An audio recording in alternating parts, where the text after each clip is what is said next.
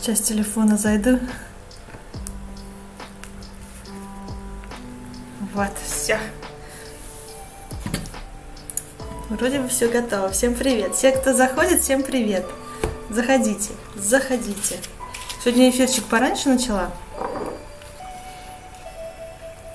Те, кто подписаны, у кого стоит колокольчик, те узнают об этом. Новую свечку зажгла. Так. Можете писать подсказка, кому нужны подсказки. 5 колод. Сейчас я их все разложу. Куда поставить свечку в этот раз? Поставим с другой стороны. Заходите, заходите на эфирчик. Эфирчик будет небольшой, потому что у меня тут уже планы такие, что как бы кое-что хочу делать. Вот. Думаю, надо эфир провести, чтобы раздать всем подсказки. Вот. Сейчас достану все карты. Будет 5 колод, как всегда у нас 5 колод. Можете на всех 5 колодах спросить подсказки. Подсказка на всех. Или просто если напишите подсказка, будет подсказка на одной колоде. На основной, на моей самой первой, которую я себе покупала. Когда подсказки мы с вами начинали делать, помните, подсказки, кто с самого начала, те знают, что подсказки были всего лишь на одной колоде раньше. У меня всегда была вот одна такая колода сначала, больше колод не было, потом начали появляться еще колоды, а теперь их уже 5. Вы можете получить подсказочки на 5 колодах. Вот. Вот 5 это послание из будущего. 3 это была подсказка Вселенной. Я прям в таком же порядке даю вам подсказки, какой они ко мне пришли. Вот. Так что заходите. Сейчас я посмотрю, я тут правильно настроила. Вроде бы правильно должно быть. Да. Вроде бы да. Так, вот кому нужны подсказки, пишите подсказка. Так.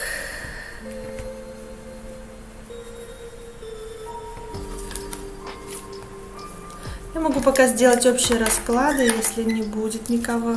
Добрый вечер, Анна К. Добрый вечер, всем привет. Если нужны подсказки, пишите. Да, подсказки на всех смотрим, да, Анна? На всех, на 5 колодах? На всех, хорошо. Сейчас посмотрим. Все думаю, как же мне тут все это положить сюда, что ли? Как у вас дела? Как у вас настроение? Давайте будем смотреть. Анна К. Подсказка. Рискните, чтобы воплотить новые идеи в жизнь. Видите, вы здесь можете рисковать. Все получится, можете рисковать. Какие новые идеи там у вас? Воплощайте. Так, подсказка. Анна К. Подсказка. Нет, не сегодня. А маленькая колода не хочет сегодня отвечать. Возьмем следующую тогда. Возьмем 3-ю колоду. Подсказка для Анны К. Избавьтесь от неуверенности и пессимизма. Такая вот подсказка. Тем более первая колода сказала, что рискуйте, у вас все получится. Тут не должно быть неуверенности, потому что все получится. Для Анны К. подсказка. Не ной, нет смысла сидеть и ныть, и это ничего не изменит. У тебя хватит сил, чтобы изменить этот мир, так сделай это. Множество новых идей. Меняйте мир, у вас есть силы на это все. Действуйте. Так, послание из будущего для Анны К. Послание. Выбери себе талисман, а я позабочусь, чтобы он защищал и помогал тебе. Какой-то талисманчик можете себе сделать. Если что-то понравится, можете себе купить колечко, браслетик, сережки, там, кулончик, может быть какой-то, как это называется, забыла это слово, брелок, вот, можно и брелок. Спасибо, вам спасибо, Анна, вам удачи, действуйте, активничайте. Вам это все можно. Кому еще подсказки, пишите. Если на всех колодах, пишите, что на всех. И подумайте о том, что вас волнует, чтобы получить подсказку. На какой-то там ваш вопрос, да, что-то вас интересует, что-то волнует. Или просто подсказку на сейчас, на тот период времени, на то время, на то состояние, в котором вы находитесь, подсказку. У меня есть талисман, делала сама недавно. Классно, вот это здорово. Ну, все, у вас все есть, можно сказать. Вы готовы к начинаниям, к новым идеям. Вот эти вот все уже спланировали, действуйте, активничайте, воплощайте все в жизнь. Так что удачи вам, Анна К. Подсказки на всех. Ирина, добрый вечер. Добрый вечер. Сейчас посмотрим. Подсказки для Ирины. Я думала, будет холодно, кстати, у меня окно открыто, у нас холодно. Но я вот уже сижу, мне уже жарко. Вот. Анна К, сердечко. Вас тоже, я вас тоже люблю, вам тоже сердечко. Так, дальше. Ирина К смотрим. Ой, Анна К посмотрели, Ирина смотрим. Ирина. Для Ирины. Подсказка для Ирины. Подсказка для Ирины. Смотрим. Измените свой взгляд на жизнь. Такая первая подсказка для Ирины. Измените свой взгляд на жизнь. Дальше смотрим. Подсказка для Ирины. Ой, смотрите, опять маленькая колода не хочет отвечать. Ничего себе, ничего себе. Ни Ане, ни Ирине не отвечает маленькая колода. Не хочет. Значит, это лишнее что-то, это не нужно. Или все есть в первой подсказке? Ничего себе. Для Ирины. Подсказка для Ирины. Не спешите. Все сбудется в лучшее для вас время. Такая подсказка от Вселенной. Поэтому вторая колода не хочет говорить. То есть все будет, но не нужно спешить. Не нужно торопиться. Для Ирины подсказка. Человека не переделаешь. Перестань пытаться кого-то изменить. Это не работает. Вот как-то так вот не изменить. И какой человек есть, такой есть. Ничего тут не поделать. Послание из будущего для Ирины. Для Ирины. Послание из будущего. Прислушайся к своим чувствам. Сделай так, как чувствуешь. Не сопротивляйся внутренней интуиции. Это послание из будущего. Прислушайтесь к своим чувствам. Делайте так, как чувствуете. Вот для Ирины такие подсказки. Спасибо, Ирина. Добрый вечер, С. Добрый вечер. Пишите, если нужны подсказки на всех колодах, пишите подсказка на всех. И будем смотреть подсказки. Кому нужны, пишите. Я тут чай допиваю. У меня, правда, немножко. Чай с молоком.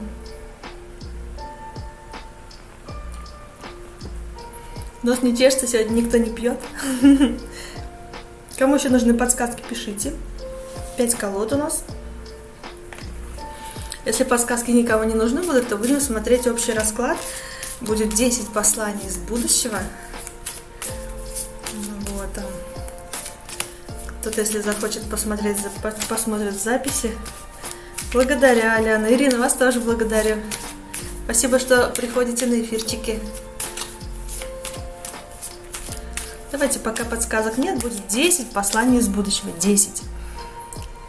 Выберите любую цифру или 2 цифры там, от 1 до 10. Будет 10 посланий из будущего. Можете подумать о чем-то там, что вас волнует. Посмотрим вам послание из будущего на сейчас. Я вижу этот донатик. Сейчас посмотрим, что там за донатик. Потом тогда послание из будущего посмотрим.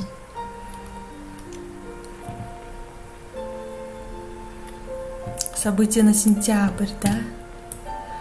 Угу. Сейчас посмотрим донатик, потом сделаем общий раскладик. Так. Сахоба. События на сентябрь. В сентябре какие будут у вас события, да?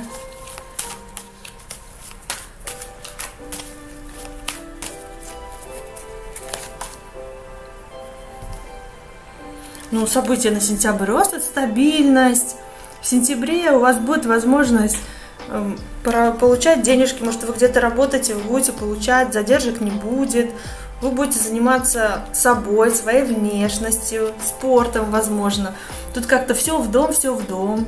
Такая хозяюшка, которая умеет классно готовить. Ну, тут события в дом, финансы. Финансы у вас будут. С финансами все будет хорошо. Вот в сентябре финансовая сторона будет хорошая. Если вам что-то предложат, связано будет с работой что-то или отношения, то все это вот, как бы на прибыль пойдет. В прибыль, в стабильность. Вы сможете в сентябре улучшить свое финансовое положение. Какие-то будут у вас для этого возможности. Вот. Будете заниматься собой. Физическое состояние у вас будет хорошее в сентябре. Вот.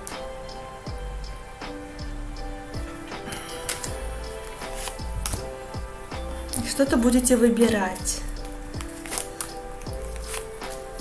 Купить или не купить? Купить или не купить? Что-то будете выбирать, что-то будете такое вот делать для души. Ну правильно, у вас финансовая какая-то стабильность будет, что-то с финансами, денежки получите, и вы будете думать, потратить на что-то такое существенное, то, что я хочу, или на то, что для души, которые как бы деньги на ветер, но для души, как бы хочется просто. Вы будете стоять перед выбором, куда потратить, как лучше вложить. Чтобы какая-то вещь была физическая, чтобы ее потрогать, одежда там или что-то такое вот. Или вот для души что-то вот потратить, погулять там, ну то есть, вот, ну это классно, чтобы было.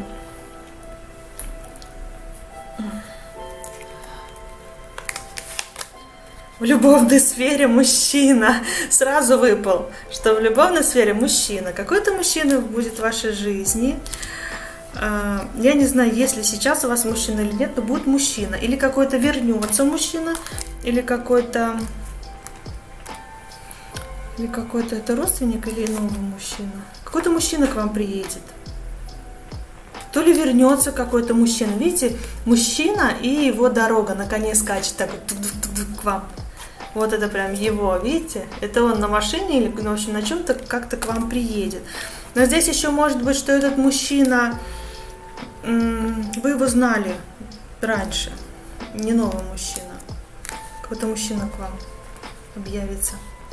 Ирина, добрый вечер, да, можно будут подсказки. Бывший по ходу, вот, возможно, я не знаю, бывший или нет, но вот он из прошлого, вы его знаете.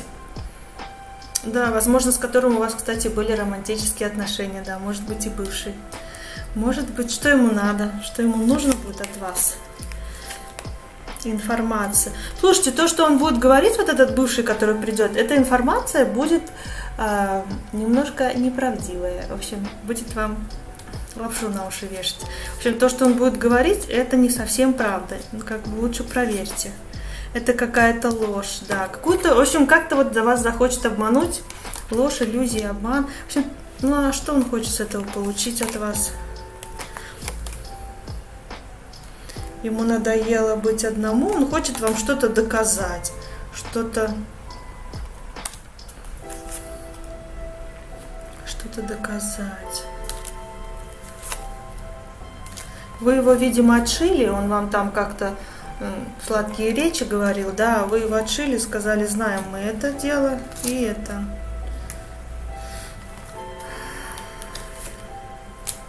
И вот я не могу понять, что он захочет, он как будто захочет восстановиться, ему вот не нравится, что вы такая свободная, независимая, привлекательная женщина, он все-таки хочет...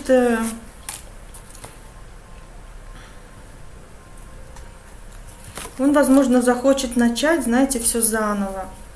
Как было. Вот он захочет вернуть то, что было раньше. Вот ему не дает покоя то, что вы вот свободные и независимые. Его это не устраивает, он недоволен этому.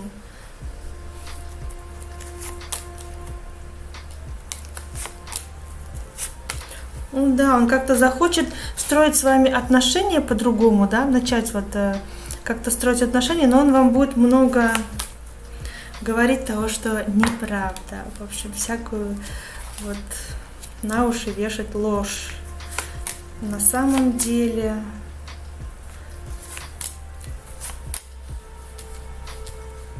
он просто знает, что от вас ожидать.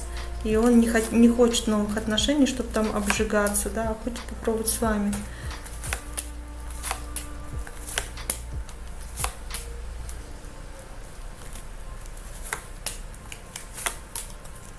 Ну, вы можете начать с ним новые отношения, если захотите. Как бы, вот, ну, что вам может принести отношения с ним? Ну, ограничения. Что вам может с ним отношения принести? Если захотите, да, заново строить, вы будете в ограничениях все-таки. Да, вы вряд ли захотите с ним строить отношения. Тут мечи, вот типа все, как бы, я тебя знаю, как бы, иди-ка ты, как, ну, оставь меня в покое, как, вот так. Если вы согласитесь, ну, что-то из этого получится. Ну, будет очень тяжело. Очень тяжело с ним восстанавливать отношения, и вряд ли. Но это как он идет к вам для проверки, я бы сказала так. Он идет к вам для проверки. Не для того, чтобы сделать вашу жизнь лучше, а для проверочки. Пойдете вы в это или нет? Ну, это тяжело, если вы пойдете, там тяжелые отношения, там нету прекрасного будущего, почему-то не показывает. Так. Ну, вы его вряд ли примете, вы ему скажете: все, дорогой, было и прошло. А новый мужчина будет в вашей жизни?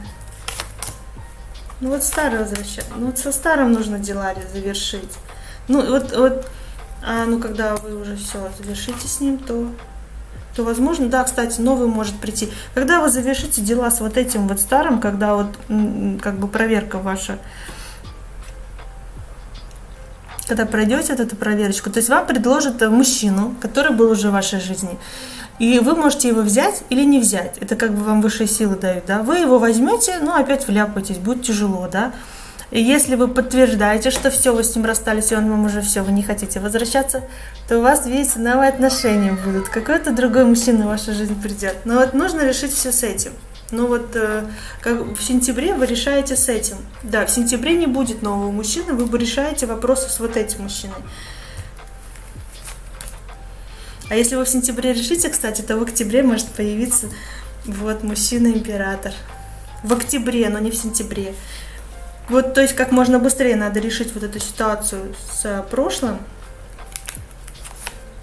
Да, видите, надо завершать. То, что уже, ну все уже. Тут ничего не построить, смерть. Это уже пришло время, и вы расстались, так и должно было быть. То есть, как бы там, видимо, уже будущего вы не видели или не было. И все там. Когда вы это завершаете, новый мужчина придет. А об этом не надо думать, получит ли он наказание за боль, это не надо думать. Вам вообще должно быть пофигу. Если вы об этом думаете, то вы его еще не отпустили, и новый мужчина не придет, потому что вы думаете о прошлом. Больно ли ему, скучает ли он, то есть вы туда энергию сливаете. И новый мужик не придет, потому что, ну как он придет, если вы думаете о другом? Вы должны отпустить, должны быть свободны, вообще вам должно быть пофигу. Когда вы отпускаете человека, когда вот вы расстаетесь, и он уходит, то вообще должно быть пофигу, что там у него происходит, какая разница, у него своя жизнь, что там у него, вообще вам без разницы. Вы должны смотреть на себя, на свою жизнь, на свое будущее, и тогда вы его отпустили. А если вы еще думаете о прошлом, о нем вы его не отпустили. Получается, вы не свободная женщина, и новый тот человек не сможет прийти, потому что вокруг вас энергия другого мужика. Вот. А получит ли он наказание? Ну, вы его уже бросили, он лишился такого замечательного человека, как бы уже наказан. Чего, какая разница, как бы вам нужно это все оставить в прошлом. Нет, здесь не показывает. Ну, и его сладкая жизнь семейная, она разрушилась, и теперь он сам себя обманывает, что это можно восстановить, что я все смогу, если захочу, она будет моей, нужно только предложить ей новое, все вот это. Но нет, вы скажете, иди, все закрыто. Ну, то есть он сейчас в самообмане в таком находится, то есть он думает, что все будет нормально. Вот. Это все за вас решат, то, что нужно, чтобы он получил по заслугам. Это все решится за вас. В любом случае, если вам сделали больно, другому человеку это вернется. Ну, даже не надо про это думать. Получит, не получит по заслугам. Вы все равно думаете о нем, понимаете? Вы энергию туда сливаете. Лучше подумайте о том, что вам нужна эта энергия, вам, вашей семье, там, вашему ребенку. Вообще должно быть все равно. Видите, вы его не отпускаете, и так и не будет нового мужчины, если вы не отпускаете прошлое. Вы можете это затянуть, кстати, надолго. Даже если другой мужчина придет, он может не задержаться. Поэтому, да, и он думает, что если захочет, он может вернуться. Да, он может вернуться. И он может все наладить, но это самообман. Он вот сейчас вот в таких вот, у него в голове сейчас такое вот творится.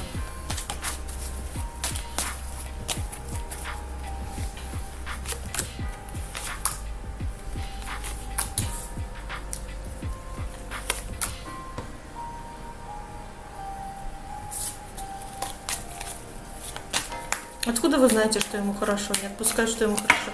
Когда пары расстаются, мужчине всегда хорошо. Он никогда не чувствует в самом начале вот этих расставаний. Женщина переживает в начале очень сильно. Мужчина переживать начинает и чувствовать это только спустя какое-то время. У всех по-разному этот промежуток времени. У кого-то там месяц, у кого-то год, у кого-то там много лет, у кого-то там неделя. Ну, то есть у всех по-разному. Мужчина по первой вообще не чувствует, ему вообще классно. Так что, ну, совсем разные люди, понимаете? Тем более, не знаю, туда у вас энергия уходит очень много. Не на будущее, а в прошлое у вас уходит энергия. Другому человеку. Привет, Максим. Привет. Что вам нужно сделать? Вам нужно перестать сомневаться, вам нужно перестать себя накручивать, особенно по вечерам, там, по ночам. Вам вообще нужно перестать думать о чем-то плохом, накручивать, о том, что вы не знаете, да.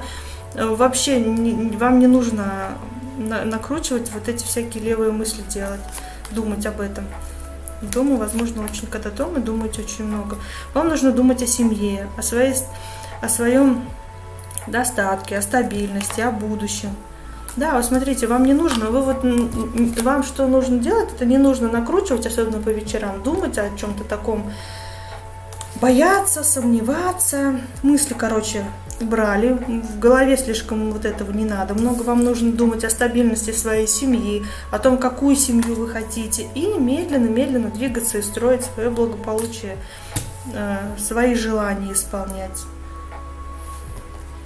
Материальные вещи, деньги, заработок, свое физическое состояние. На это нужно уделить внимание, на свой дом, на заработок, на семью. Мысли вообще нужно гнать прочь. Ну, у вас вот так вот такие события как бы. У вас тут одно большое событие, с которым нужно разобраться и семье уделять внимание. Подсказка вам, смотрите, извлекайте из опыта позитив. Какой бы ни был у вас опыт, видите, извлекайте из этого позитив. Принимайте во внимание все, что было, и не допускайте больше, чтобы в вашей жизни вот это повторилось. Вы же знаете уже, опыт наученный, опыт есть. Вот у вас такое вот.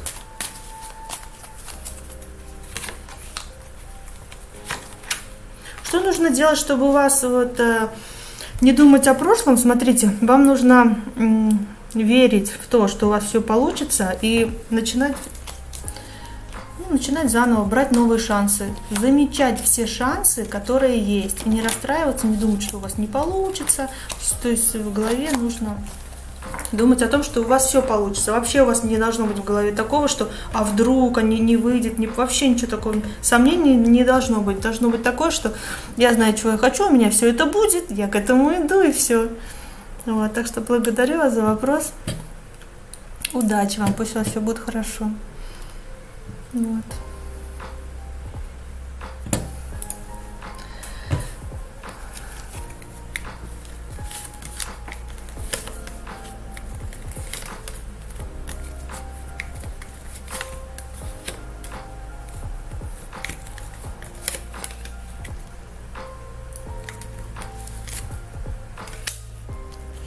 Но если хотите знать, что хоть какое-то наказание получит, да, то у него все будет хорошо с работой, кстати, у него много общения, но его будет расстраивать, что у него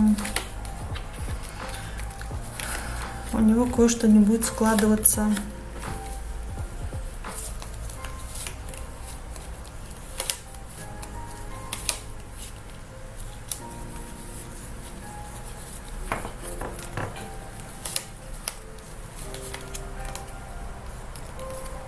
Он как-то не будет себя чувствовать мужчиной. У него хоть и все будет, но он не будет чувствовать себя мужчиной. Потому это что-то, чего-то там у него вроде как внешне все будет. Вроде как все хорошо внешне, а на самом деле... На самом деле у него не будет складываться там много чего, потому что внутри он будет как будто один. Стабильности не будет, легкие поверхностные отношения. Ну, короче, снаружи одно, а внутри у него там не очень хорошо будет.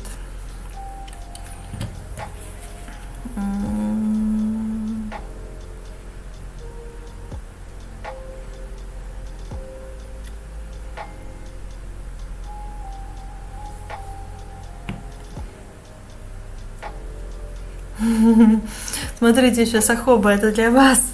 Скоро произойдет что-то хорошее. Только не дай своим тараканам в голове все испортить. Ну вот. Так, давайте так. Ирине сейчас подсказки на всех колодах. Мэри. Посмотрите, правда, забеременею ли я? В прошлый раз донат отправляла, что вы сказали, все сбылось 100%. Я рада, хорошо. Это хорошо, что сбылось. Подсказку. Виктория, добрый вечер. Можно подсказки? Сейчас по очереди будем всех смотреть. Хороших эфиров, Оксана Иванчевна, спасибо. Подсказку карт. Подсказка на всех или на одной тоже? Подсказку на вопрос. Писать мне мужчине или ждать от него?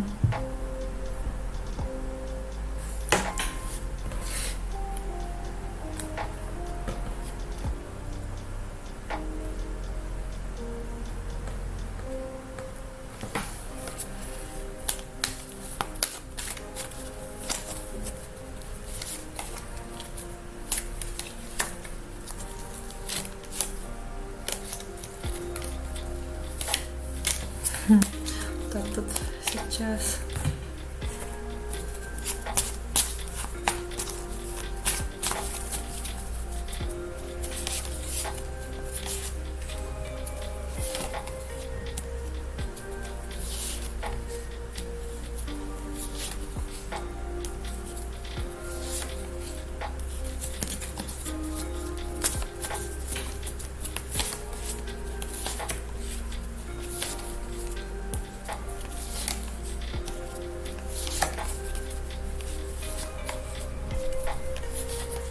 Нет, что-то не показывает. Ладно, этот вопрос не показывает насчет... Блин, не показывает конкретно, с деньгами хорошо будет или нет. Честно, не честно. Так, ну, это не показывает...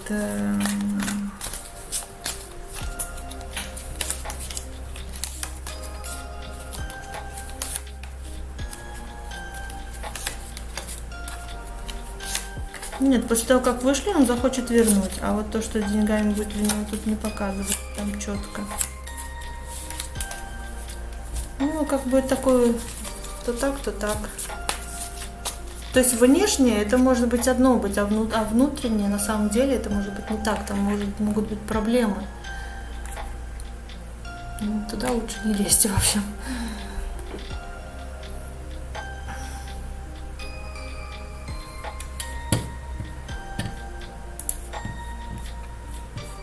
Ой, где?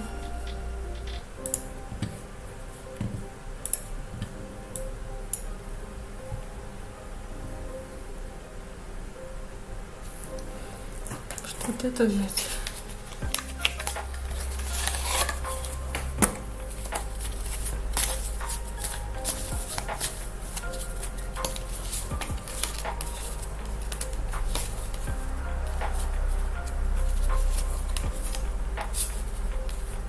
Да, там так будет какая-то тайна, того, чего не видно. Вы этого не увидите. Внешне у него будет все отличненько, все хорошо.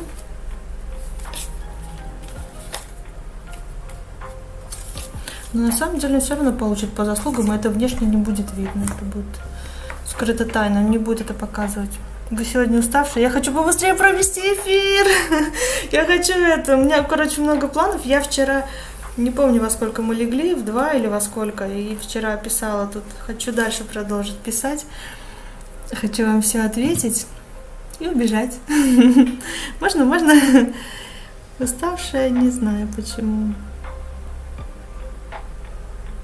Давайте дальше смотреть подсказки.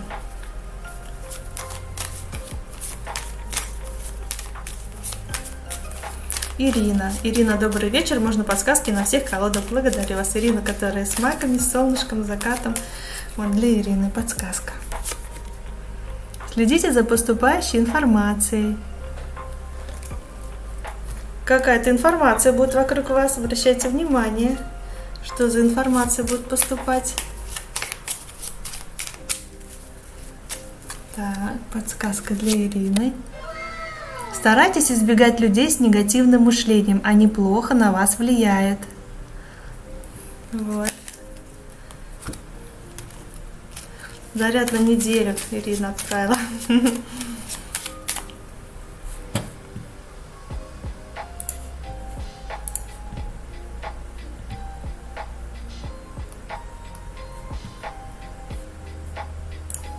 Сахоба спрашивает про мужчину. Сейчас я Ирине отвечу.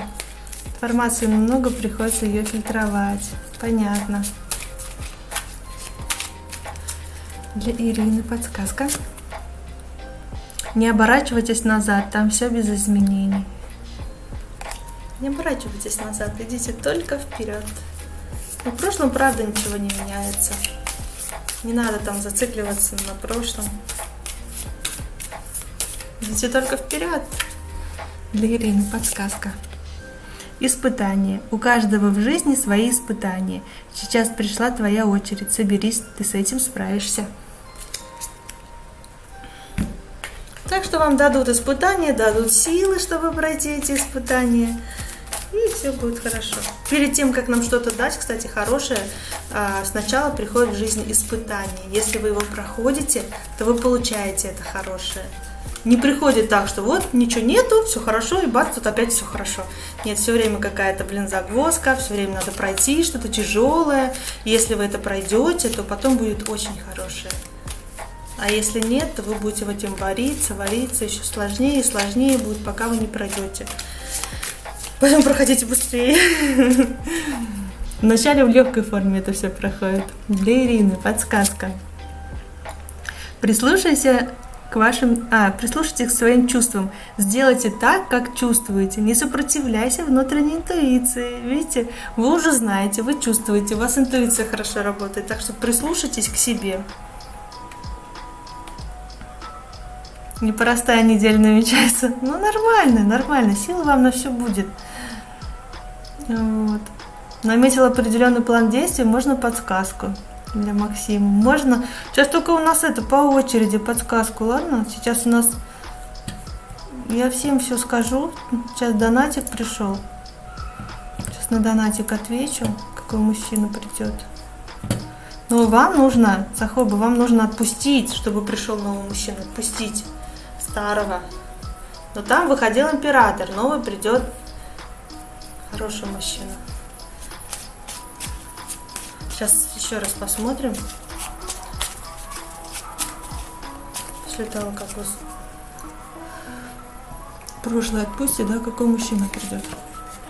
Ну вот опять показывают, что с прошлым, говорит, разберись. Сначала, говорит, с прошлым.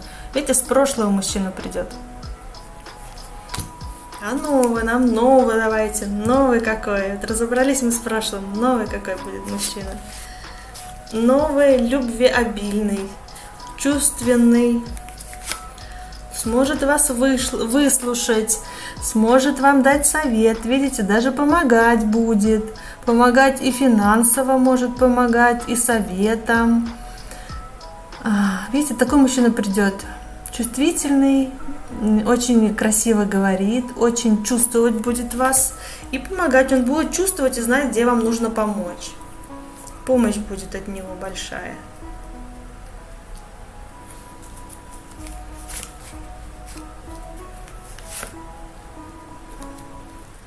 Что ему будет нравиться в вас, знаете, как будто он вас долго ждал, и он готов ради вас на некоторые жертвы. То, что он раньше не делал, вот он готов ради вас будет сделать.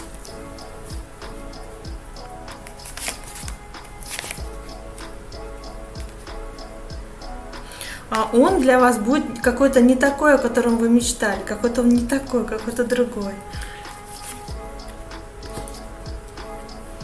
Вам понравится, что он какой-то таинственный, и вас к нему будет тянуть.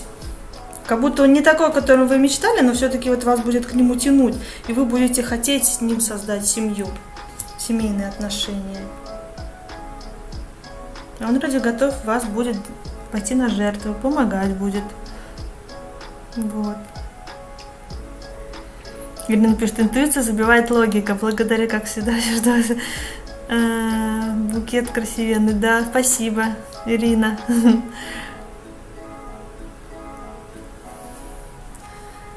Да. Так что мужчина вот такой вот у вас, Сахоба. Чувственный, чувствительный, будет помогать.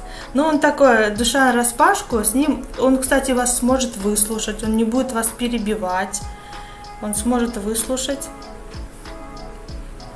Хорошо умеет слушать, да. Мягкий такой мужчина. Будет помогать. Ну вот такой мужчина. Новый мужчина. Это новый мужчина. Вы его не знаете еще. Как произойдет встреча? Ну, говорит, подожди немножко. После затишья, как будто после затишья что-то хорошее произойдет.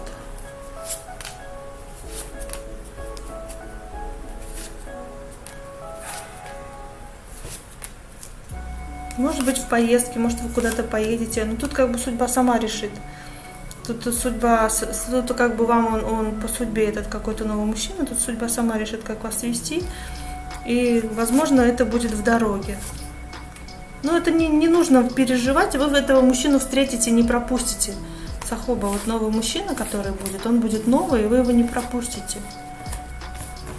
Потому что он должен прийти, он придет.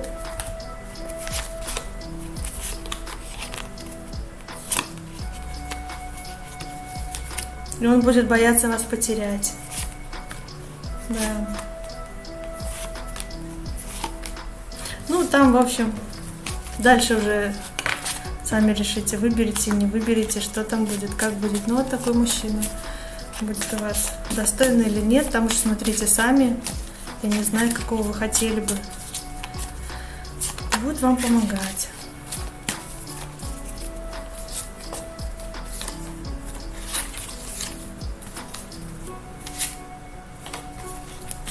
Чуть-чуть начала показывать, что сейчас ему тяжело, он какие-то там проблемы решает, но это ладно.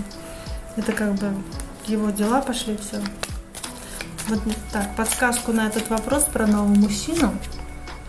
Относитесь ко всему с чувством юмора. Кстати, вот относитесь ко всему с чувством юмора, хорошо. Чувство юмора будет ему нравиться ваше. Вот.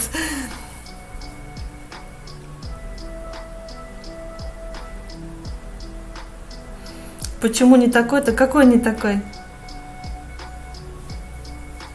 Какой не такой? Не такой, о котором мечтали, он будет другой. Он будет вам помогать, будет готов ради вас на жертвы. Возможно, вы привыкли к одному типажу, а он будет немножко другой. В чем-то будет отличаться. Потому что нам нравится в определенный момент времени такие мужчины, а мужчинам женщины, да, например, которые, знаете, нас могут привлекать, когда мы не в той энергии, да, такие мужчины, с которыми у нас ничего общего быть не может. А другие вас не привлекают. Но с ними как раз-таки может быть будущее. И вот у вас как-то, вы будете думать о другом, а на самом-то деле вам нужен другой. Придет к вам другой, который будет с вами. В общем, вы его не пропустите. Вот. В любом случае он придет.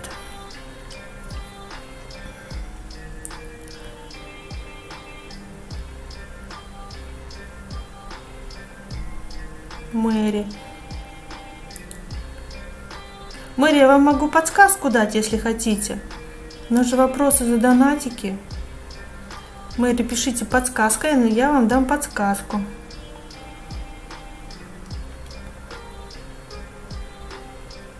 Для Виктории подсказка. Если кого-то пропущу, напишите, пожалуйста, еще раз в комментариях, что нужны подсказки. Виктория 22, можно, пожалуйста, подсказку. Подсказку, поэтому даю одну. Но вообще у нас 5 можно. У нас 5 колод, можно на всех посмотреть. Так, для Виктории. Подсказка для Виктории. Виктория 22. Подсказка. Рискните, чтобы воплотить новые идеи в жизнь. Виктория, вам можно сейчас рисковать. Вам говорят, что можно рисковать. Вот. Подсказку для Оксаны Иванчишиной. Я устаю или не устаю, я сегодня просто встала полвторого и туда-сюда съездила, у меня день закончился, а мне столько всего надо сделать.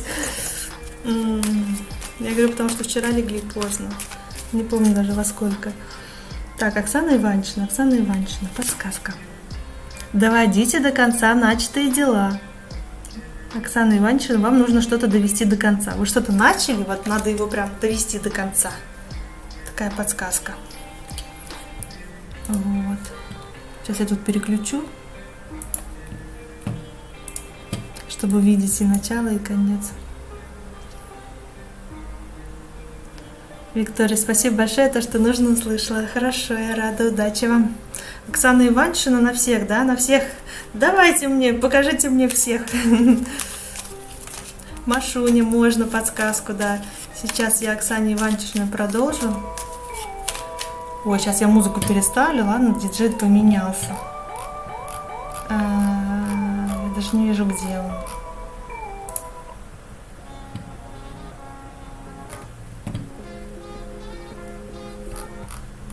Ну ладно, будет это. Будет этот.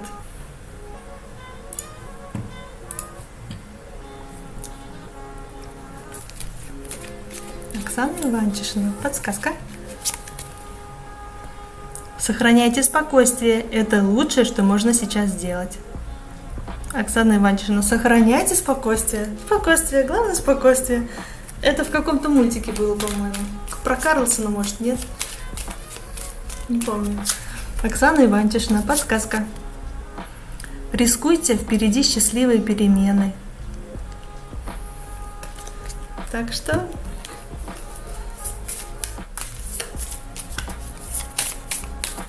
Борцуха, можно подсказку на всех? Сейчас по порядку и дойду до вас. Так, Оксана Иванчишина. Сейчас еще помешаю еще раз. Оксана Иванчишина. Подсказка. Это не пипец, это опыт. Как показывает практика, каждый предыдущий пипец какой-то неполный. Лучший учитель жизни – это опыт. Берет дорого, но объясняет доходчиво. В общем, какой-то опыт. То, что что-то произошло в вашей жизни, это для опыта. И то, что происходит, там будет происходить. Так что не переживайте. Это как вы что-то должны были понять. Или должны будете понять. Оксана Иванчишина. О, мысли масштабно. Не бойся мечтать о великом, возьми блокнот и запиши 100 своих самых смелых желаний. Главное, не ограничивай себя, даже если сейчас тебе кажется, что это невозможно. Это возможно. Так что не ограничивайте себя. Пишите то, что вы хотите, очень-очень, что вам хочется. Вот.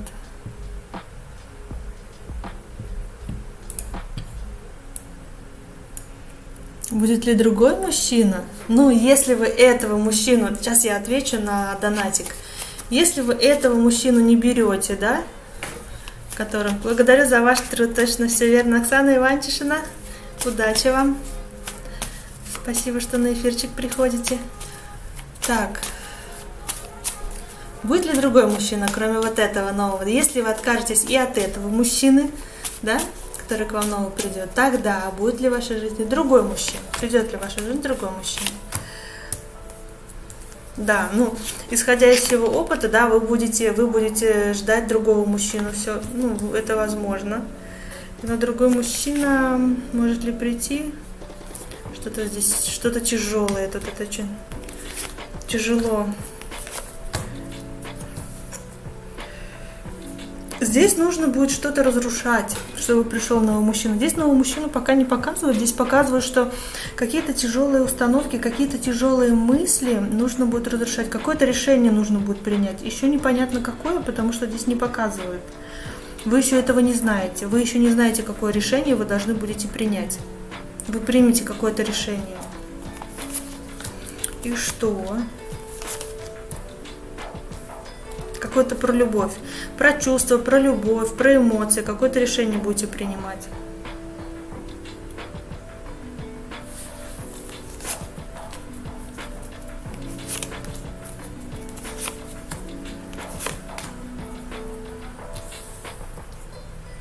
Что вы хотите быстрого развития отношений со стабильным мужчиной. Да, вас будет. Ну, здесь как-то про вас будет расстраивать, если здесь будут третьи лица. Здесь какие-то третьи лица. То есть к вам может приезжать мужчина, потом на вашем пути, который будет, у которого вы будете не одна женщина. Будет какой-то ловелас к вам будет подкатывать. Но вы его как будто отошьете, потом, в общем, какой-то еще мужчина будет, вы его тоже отошьете. Что-то вы всех отшиваете. Вот какой-то ловелас, какой-то вот приедет, может быть, из-за границы, может, какой-то по командировкам, который ездит. Потом будет другой мужчина, который придет в вашу жизнь, которого вы тоже отправите, как бы не ваши. Тут есть мужчина? Есть. А чтобы ваш пришел, вот именно тот, который вам понравится, что нужно сделать-то вам?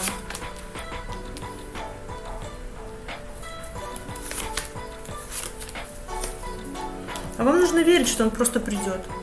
Вам как-то нужно, знаете, внутренне верить, что придет ваш мужчина. И если приходят не ваши, вы просто их не берете. Вам судьба будет давать, вы их просто не берете. Например, узнаете, что кто-то к вам хочет с вами познакомиться, а он не свободный, например, да, вы его сразу нет. Как бы судьба будет вас вот так вот проверять. Если вы знаете, что кто-то у него есть, вы будете вы просто придерживаетесь вот этого внутри, у вас должно быть спокойно, и вы должны понимать, что ваш мужчина к вам придет, вы его встретите. Вы его, по-любому у вас встреча будет, здесь вот победитель выходит вообще. Это будет, но у вас должно быть внутреннее спокойствие, что вы его точно встретите, но это не скоро, это какое-то время должно пройти.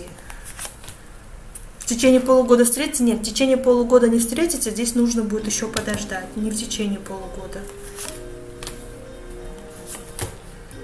В течение года тоже нет, вот в течение 2 лет. В течение 2 лет встретите. В течение 2 лет.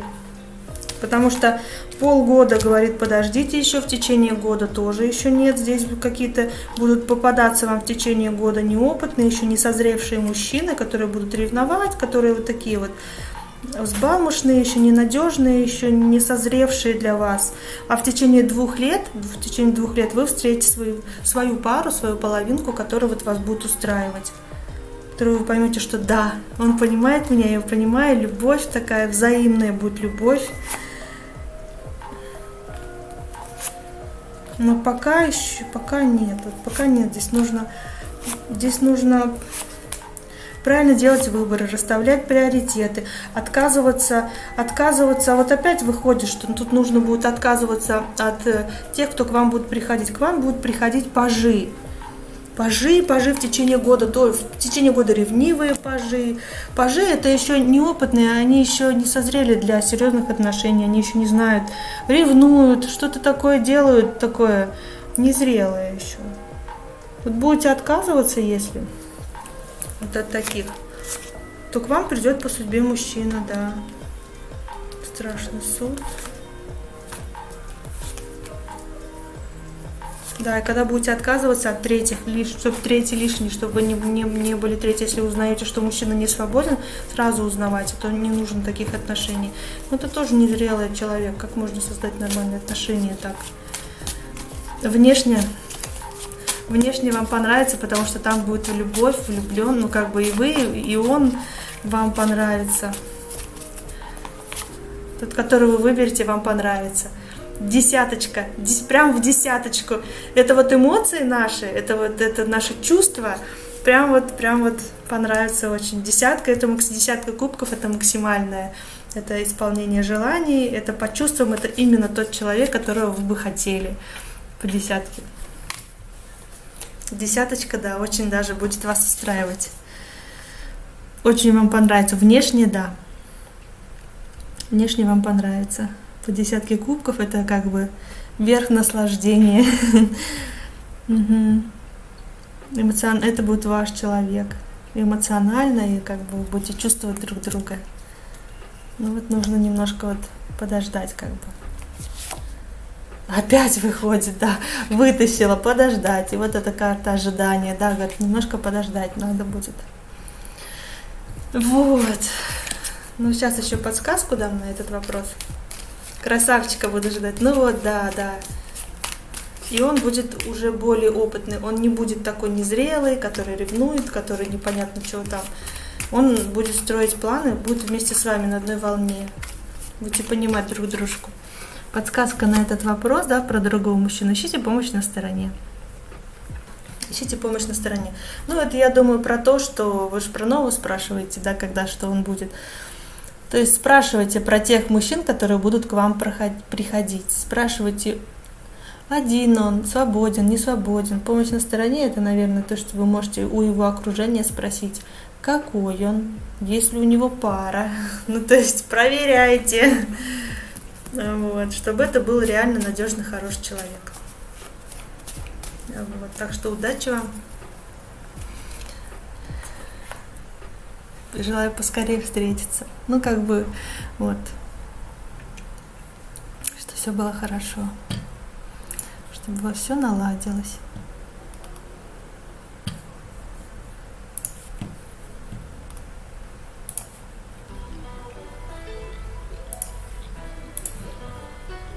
Так, ну сейчас дальше буду смотреть. Так, дальше у нас...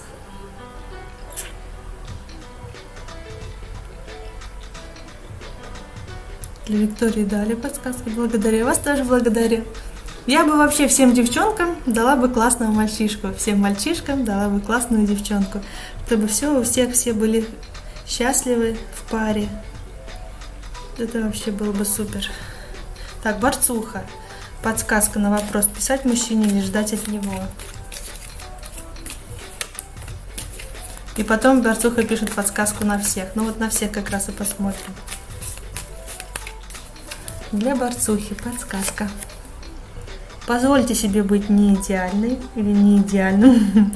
Позвольте себе быть не идеальным, борцуха. Это для борцухи.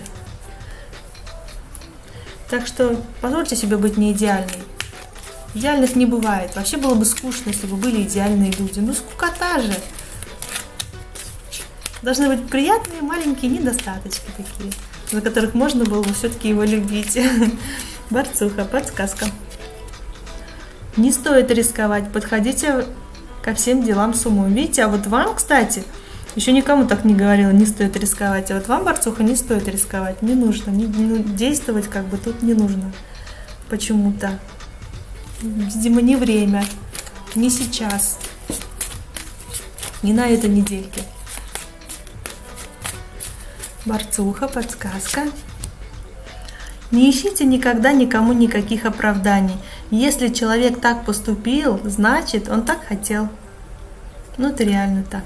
Подсказка вам вот от Вселенной. То есть вам, скорее всего, писать не нужно. Судя по картам. Ну, там вы сами решаете, конечно. Можете и написать. Для борцухи подсказка. Расслабься. Не надо стучаться в закрытую дверь. Расслабься. Пусть хорошее придет в твою жизнь само. Такая подсказка. Так, послание из будущего. Для борцухи послание из будущего. Купи то, о чем мечтал, даже если сейчас это тебе кажется дорого. Смотрите, купите то, о чем вы мечтали, вот так вот порадуйтесь, как ребенок. Сделайте себе приятное, себе. Как же все точно? Ну вот, удачи вам, вот, пусть все у вас будет хорошо. Давайте дальше посмотрим. Так, это для Максима. Наметил определенный план действия. Подсказка. Не нужно писать, значит. Ну, по картам выходит не нужно, да. Смотрите на действия. Делайте выводы сами вот так. Не нужно стучаться в закрытую дверь, вам сказали. Благодарю вас, вас тоже благодарю. Купите себе что-нибудь вкусненькое, порадуйте себя, побалуйте себя. Вот, и пусть все будет хорошо. Поднимите себе настроение. У меня вот в холодильнике мороженое лежит. Я сегодня съела мороженое. Блин, какая вкуснота. Я теперь еще хочу такое же. Первый раз купила, попробовала такое мороженое. Теперь хочу еще. Вот, так, для Максима. Для Максима наметил определенный план действий. Подсказка. Подсказка для Максима. Подсказка. Время сделать передышку и набраться сил. Сейчас у вас время. Видите, для чего? Сделать передышку и набраться сил. То есть тут как бы действовать пока не нужно, я бы так сказала. Не время. Делать передышку и набраться сил. Пойти на жертву — это как? Максим увидел вопрос. Пойти на жертву, ну вот вы готовы ради кого-то не пойти в тренажерку, а встретиться в кафе с девушкой, например. Или девчонка тоже может не пойти на какую-то встречу, да, или куда-то там, не знаю, а встретиться с парнем, если он ей очень нравится. Ради другого человека чем-то пожертвовать — это значит отменить какие-то планы, перенести, или взять отпуск вместе, например. То есть, ну, как бы пойти в тот ресторан, который ей нравится. Ну ладно, давай посмотрим твой фильм, давай. То есть пойти на уступки. Ну, тут много чего может быть. Вот. Переехать к нему, например, жить. Это тоже жертва, потому что придется менять. Тому человеку ничего так, в принципе, менять не придется. Хотя, с другой стороны, тот тоже, может быть, считает, что он жертвует. Вот, все мое, тут надо кому-то что-то, место в шкафу выделять, да. А другому человеку, может быть, нужно учить язык для того, чтобы встретиться с другим, переехать к нему. То есть каждый чем-то жертвует. То есть идет на уступки, чтобы быть вместе, чтобы другому было классно, чтобы вместе было классно. Ну, тут вот так. Ну, что может быть. Это индивидуально просто. Мужчина, сейчас на донатик отвечу. Так, мужчина, который появится в октябре. Какие отношения у вас могут с ним, да? Сейчас.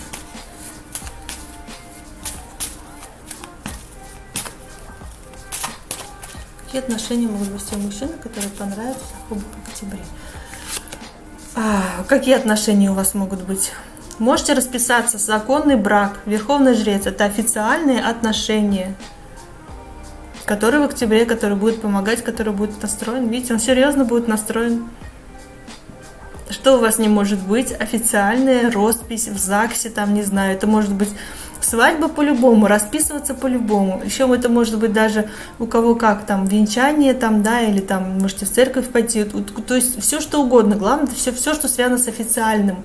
Официальная роспись, официальный брак. Не так, что давай вместе поживем. Нет, это будет все официально, все законно, на бумаге. Как бы вот такие отношения, возможно, с ним. Потому что ему будут очень важны семейные ценности. Семья. И это должно быть обязательно официально. Понимаете, вот который к тебе придет, он серьезно будет настроен, как бы, ну вот, такой вот. Вот такой мужчина. Понравится ли он вам? Знаете, он вот понравится ли он вам, да, может ли он вам понравиться? Вам понравится то, что он вам поможет. Он вам как-то будет готов вам помочь.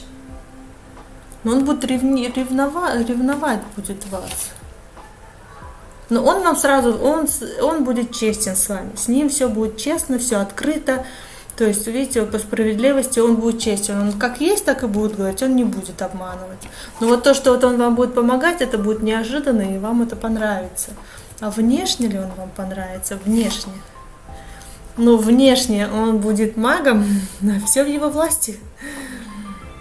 Маг, он вам может понравиться, то, что он энергичный, то, что он может решить все проблемы. Маг может решить все. То есть он как будто... Я не знаю, маг, он внешне симпатичный или не симпатичный. Я знала мага, которого он был симпатичен, и он нравился многим женщинам. Просто многим женщинам он нравился. Но он такой. Он знал, как подойти к женщине, он знал, как ухаживать за женщиной, он знал, как сказать нужно, какие слова, когда что нужно сказать. Он мог красиво одеться, ухаживать за... Ну, то есть, как бы, маг, он может вам понравиться. Вот, так что он знает, как это сделать.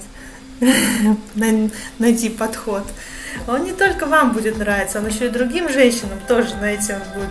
Это не так, что вот он никому не нравится, его никто не берет. Нет. Такой видный как бы такой человек.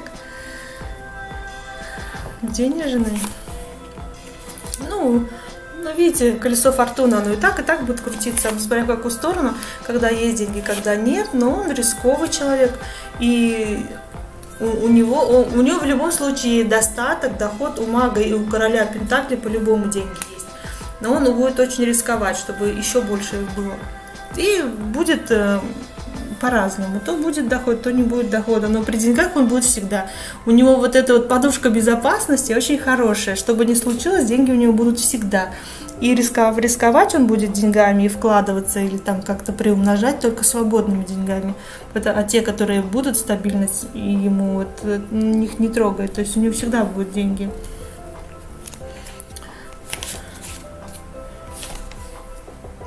Что с ним не так? Вот я вам говорила, проверяйте всегда, есть ли у него кто-то. Он может ходить налево. Вот что с ним может. Я говорю, он будет нравиться многим женщинам. И он это знает. Он знает, как понравиться женщинам. Он знает, как найти подход. Что с ним не так? Он может заинтересоваться какой-то женщиной. Поэтому говорю, узнавайте. Да, информацию о нем узнавайте.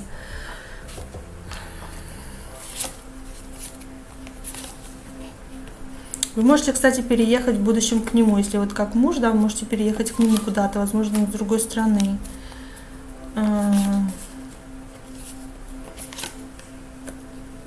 Я бы не сказала, что он будет выбирать других женщин. Он будет переписываться, возможно, вы будете ревновать.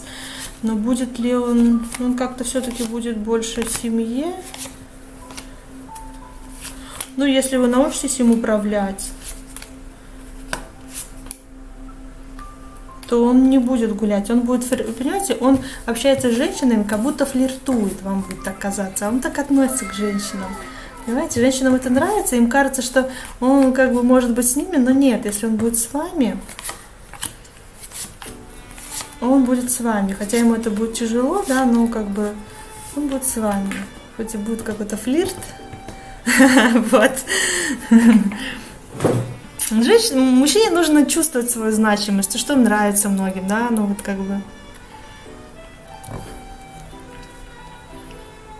Да что страшного-то, что страшного? Просто отстаивайте свое, так, ты мой или не мой, что это такое там?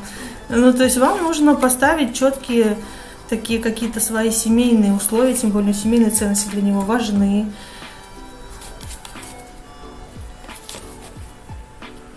Да, его будет колбасить, да, после того, как вы, например, поженитесь, но он будет себе запрещать. Он будет, хоть у него и будет выбор, он будет себе запрещать всякие такие вылазки. То есть все зависит от вас зависит, будет ли кто-то еще или нет. Тут нужно будет, да, его контролировать, информацию о нем узнаваете. В общем, смотрите.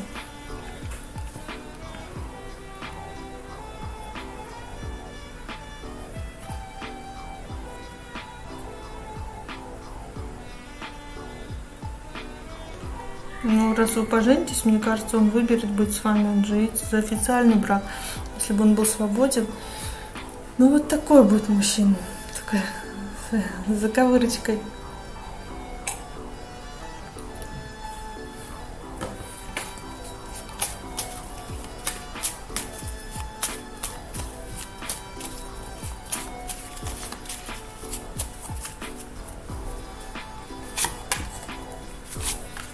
Ну да, за то, чтобы он был в семье, за это нужно будет побороться. Но вот он для семьи будет многое делать. Если он в семье,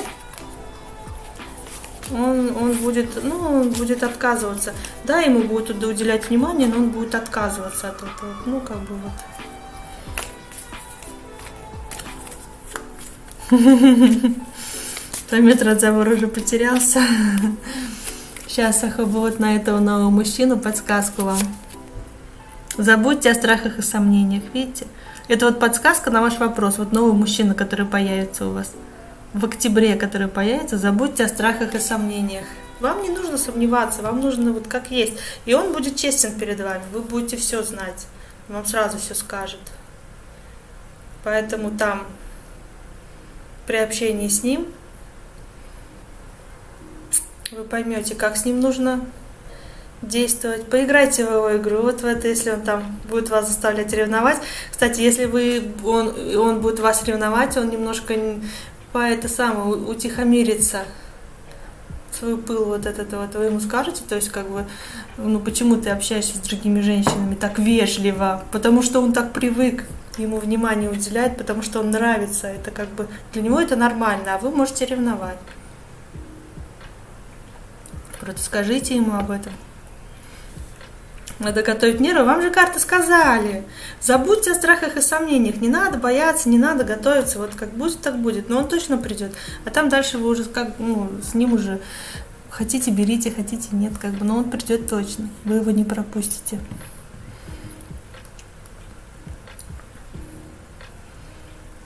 Ирина скинула мне донатик.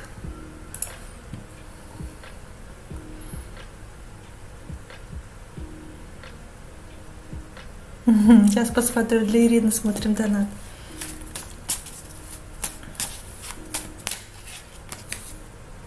А вот он вышел, он холодный мужчина, серьезный мужчина. Денис серьезный мужчина. Он думает больше мыслями, руководствуется головой, старается не слушать сердце, старается продумывать все логически, как правильно, вот как будет. Как это говорят, не думают о том, что вот удача, там повезет, еще что-то. Нет, он продумывает, он стратег. Да, он всегда серьезный, вот да, он серьезный. Он серьезный, он умный. Вот так. Что же он думает о вашем отношении к нему? Что он думает о вашем отношении к нему? Он закрывает свои чувства, потому что здесь внутренняя борьба происходит. Он закрывает свои чувства, он внутренне борется, закрывает свои чувства перед вами, потому что он хочет сохранить свое внутреннее спокойствие, стабильность, внутреннее равновесие, чтобы вы его не выбили из колеи, вот это вот. Вот. Как он закрывает свои чувства? Он привык к тому, что у него есть, и он не хочет это менять. Для него это вообще, для него это очень страшно, очень.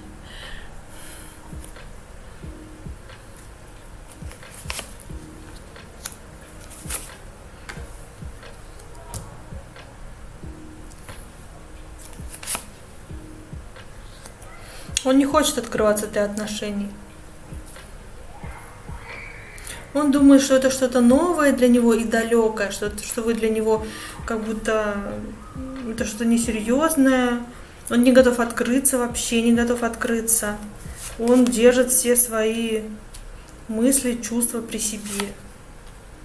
Для него вообще вот этот вот импульс, желание какое-то, это очень тяжело поддаться желанию, что-то там вот это очень для него, это вообще просто тяжело. Что он к вам чувствует? Что он чувствует к Ирине? Он чувствует, что он кремень, он тут главный, он как бы он занят своими делами, ему вообще не до вас, он занят собой. Что он чувствует к вам? Нету тут таких чувств к вам, он просто думает о себе, о своей значимости, о своей стабильности, о своей жизни, о том, какие у него дела, что нужно и когда сделать. Какие между вами возможны отношения? Ой, между вами, смотрите, какие между вами возможны отношения? То это вот карта, когда люди не понимают друг друга, когда люди не понимают, когда они на разном уровне как-то вот мышления, развития, будущее, у вас разные взгляды, у вас нет общих точек соприкосновения, как будто люди не понимают друг друга, даже если вы говорите им, да, то вы не понимаете друг друга. Какие между вами возможны отношения, видите, тут как бы вы не будете понимать друг друга, каждый будет что-то доказывать другому, а тот не понимает, то есть тут нету общих точек соприкосновения. Да, и даже если вы начнете строить какие-то отношения, вы можете это начать, то потом в итоге все равно туз мечей выходит. Все равно каждый поставит точки над «и», выскажется и пойдет дальше. Да.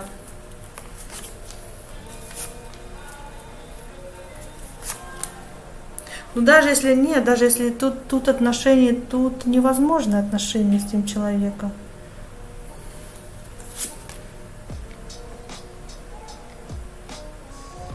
Тут не получится отношения, он холодный человек, он не даст себе открыться, не поддастся чувствам, тут нету эмоций, нету заинтересованности даже.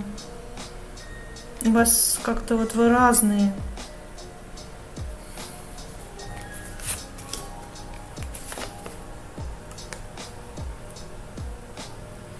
Вы тут даже сделать-то ничего не сможете. Что нужно сделать, чтобы вы были вместе, да, как-то его заинтересовать? Тут как бы тут отшельник выпадает. Тут как бы не знаю, чем вы можете его заинтересовать.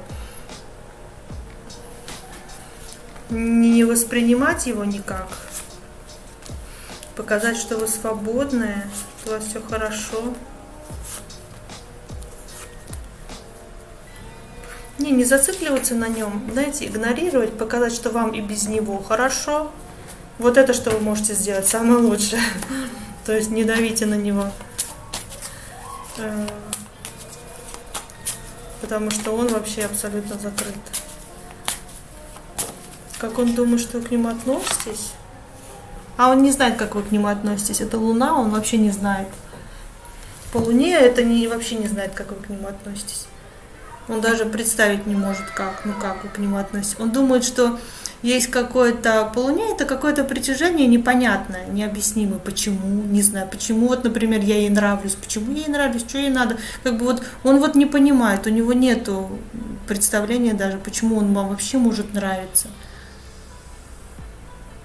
Он не знает, как вы к нему относитесь, он не понимает, почему вообще может к нему тянуть. То есть он не видит между вами общего что-то.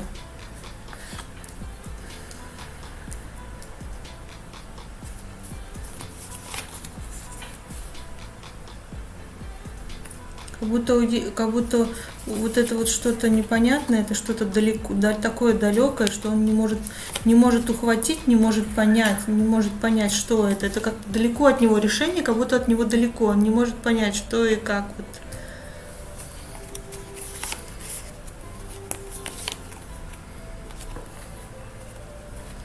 Нет, он не думает о вас, как о своей женщине. Ну, может быть, это еще и рано. Может, у него кто-то есть, я не знаю. Поэтому, может, он закрытый.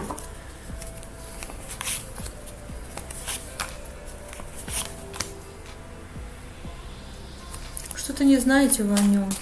Какую-то информацию вы о нем не знаете. Вы о нем не знаете все. Он не раскрывается.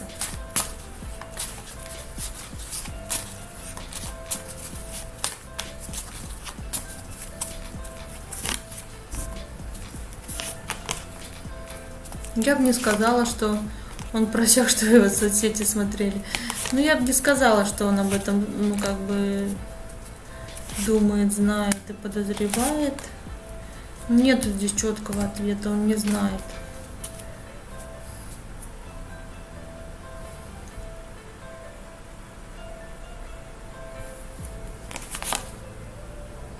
Нет, он зациклен на своем, он в своем мире, думает о своем. И как бы между вами как будто большая пропасть. Поэтому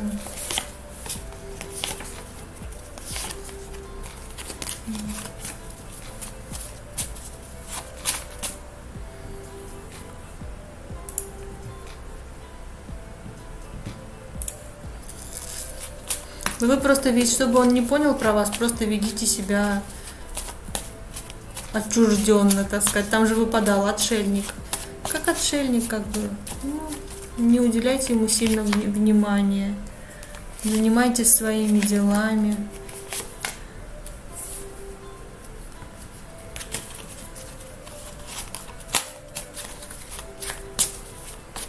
А это уже, доволен ли он собой свою жизнь, это уже про него вопрос, не про вас. Не про вас. Это уже доволен ли он. Ну, доволен. У него есть определенные страхи, как у каждого человека. Страх, что его обманут в чувствах. Страх, что он не сможет достигнуть своей цели. Он расстроен, что он не может достигнуть свою цель, она далеко от него. Вот. У него тут свои проблемы. Ну, тут как бы человек живет свою жизнь. Он доволен тем, что у него есть. Но у него очень много целей, очень много того, чего у него не получается, как он хотел бы.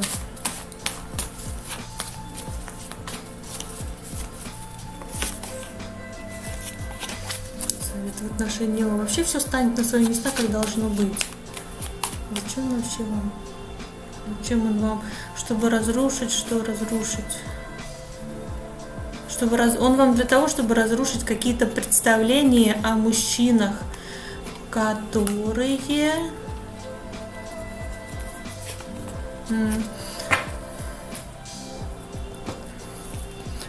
любят, когда у него не одна женщина. Это представление о мужчинах разрушить. Совет. Для Ирины совет в отношении этого мужчины. Совет. Относитесь ко всему с чувством юмора. То есть не серьезно, не сгрузитесь. Относитесь к чувствам юмора к этому. Не грузитесь. С чувством юмора относитесь.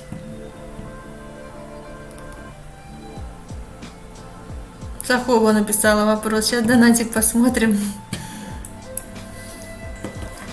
Как Сахоба узнает своего мужчину Октябрьского? Да, а мы, по-моему, смотрели, там не было же. В записи, по-моему, можете посмотреть. Думаю, там не было такого. Как узнаете этого мужчину-то, который в октябре к вам заявится? Как вы его узнаете? Как вы его узнаете?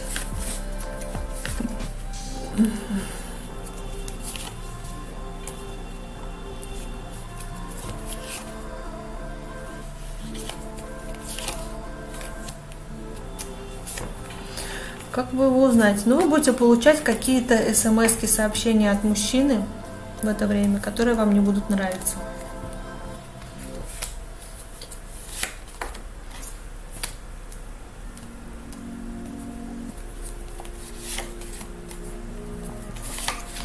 Знаете, он как будто откуда-то приедет.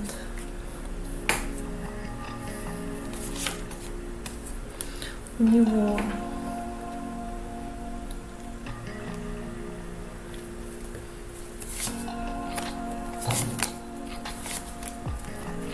как будто в тяжелое время для вас придет помощь, как будто он вам поможет. Что я сейчас возьму другую колоду. Благодарю, Алена. Ирина, вас тоже благодарю за вопрос. Так, как узнаете? Так, как Сахоба узнает мужчину, который придет в октябре?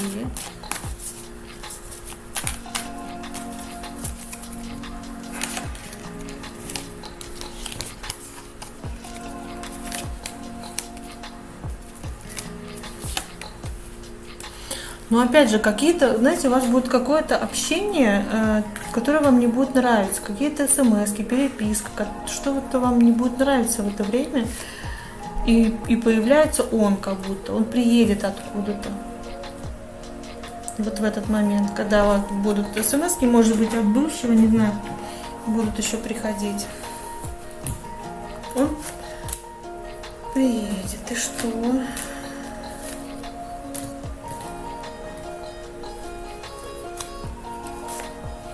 Он вам поможет, но так и выходит, что он вам чем-то поможет. Он приедет и чем-то вам поможет. Вы его узнаете, что вот будет помощь от него какая-то.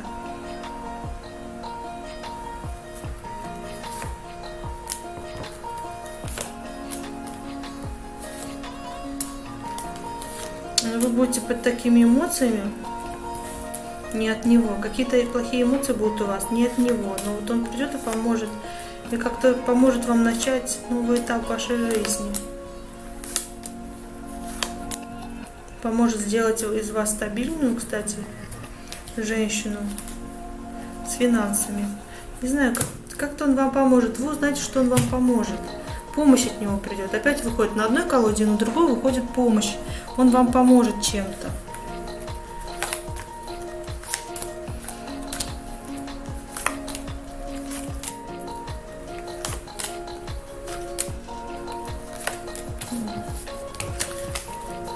Не знаю чем, не знаю, но он поможет вам.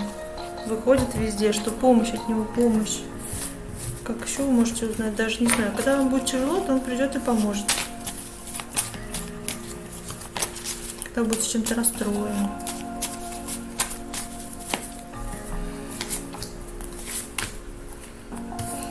Чем он вас зацепит, вы поймете, что он готов чем-то жертвовать ради вас. И он будет честно с вами разговаривать. Вот вы его поймете, вы увидите, что он честный, он вам все скажет. Вы у него можете все спросить, он скажет, как есть, он не будет обманывать. Он не будет обманывать. И помощь от него будет.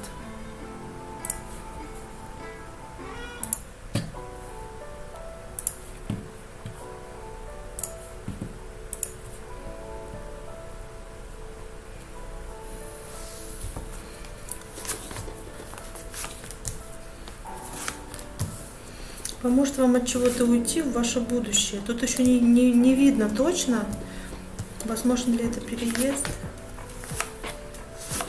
Здесь не показывает переезд, но показывает, что неожиданно придет помощь. Именно вот он вам как-то по судьбе, вот его к вам отправят, пошлют. Это как будто вот ваши по роду вам вот его отправляют, чтобы он вам помог.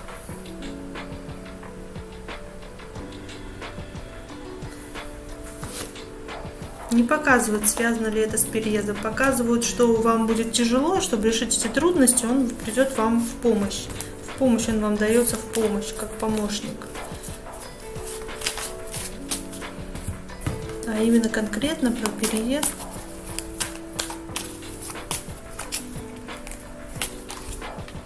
Опять показывают, поможет, видите, закончить старое, начать новое. Новый этап вашей жизни.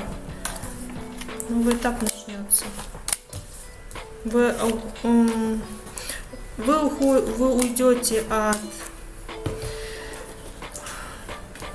уйдете от того, где вас не выбирают. Стабильность, в равновесии. Ну, тут может быть переезд, не знаю, это возможно как карта переезда, да? Вот.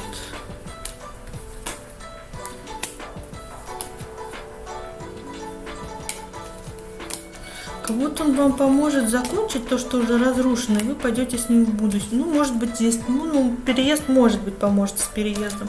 Но, или он сам приедет к вам откуда-то, чтобы помочь. Или, может быть, тут есть карта переезда, но точно не уверена. Или это его дорога к вам, или поможет вам переезд. Но переезд, помощь однозначно будет от него, он вам поможет.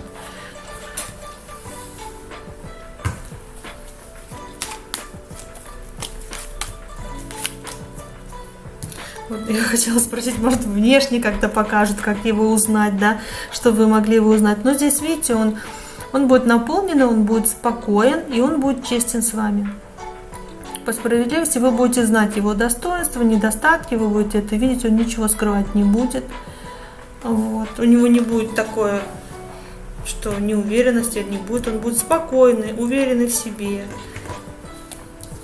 И четко вам без утайки будет все рассказывать. То, что он честный, что вам поможет.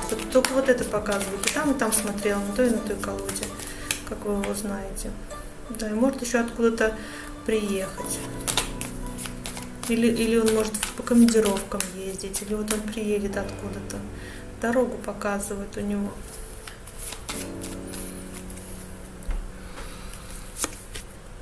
Не начинайте новое. Это вам подсказка. Подсказка на этот вопрос. Видимо, надо закончить сначала старое, разобраться со старыми делами. Вот, пока не начинать новое.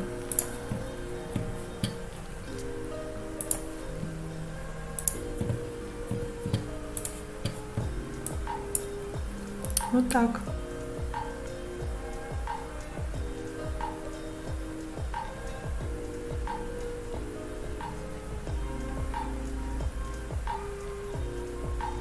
Мария, я могу подсказать, благодарю, Сахова, вас тоже. Мария, вы пишете про беременность в ближайший месяц, вы напишите про подсказку. Если хотите, я вам могу подсказку вытащить. Но ответы на вопросы мы смотрим за донатики. Я не буду вытаскивать там, смотреть. Напишите про подсказку. Подсказку, да. Угу.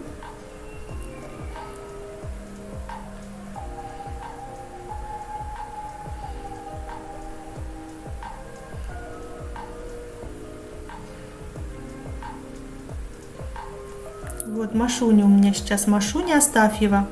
Мария 27. Подсказки на всех, да? Машуня Астафьева. Вам подсказки. Машуня Астафьева. Мария 27. Подсказки для Машуни. Вы творец своей судьбы и удачи. Машуня, смотрите, вы творец своей судьбы и удачи. То есть вы можете действовать так, как вы хотите, что вы хотите, чтобы у вас было. Вы действуете, и все будет.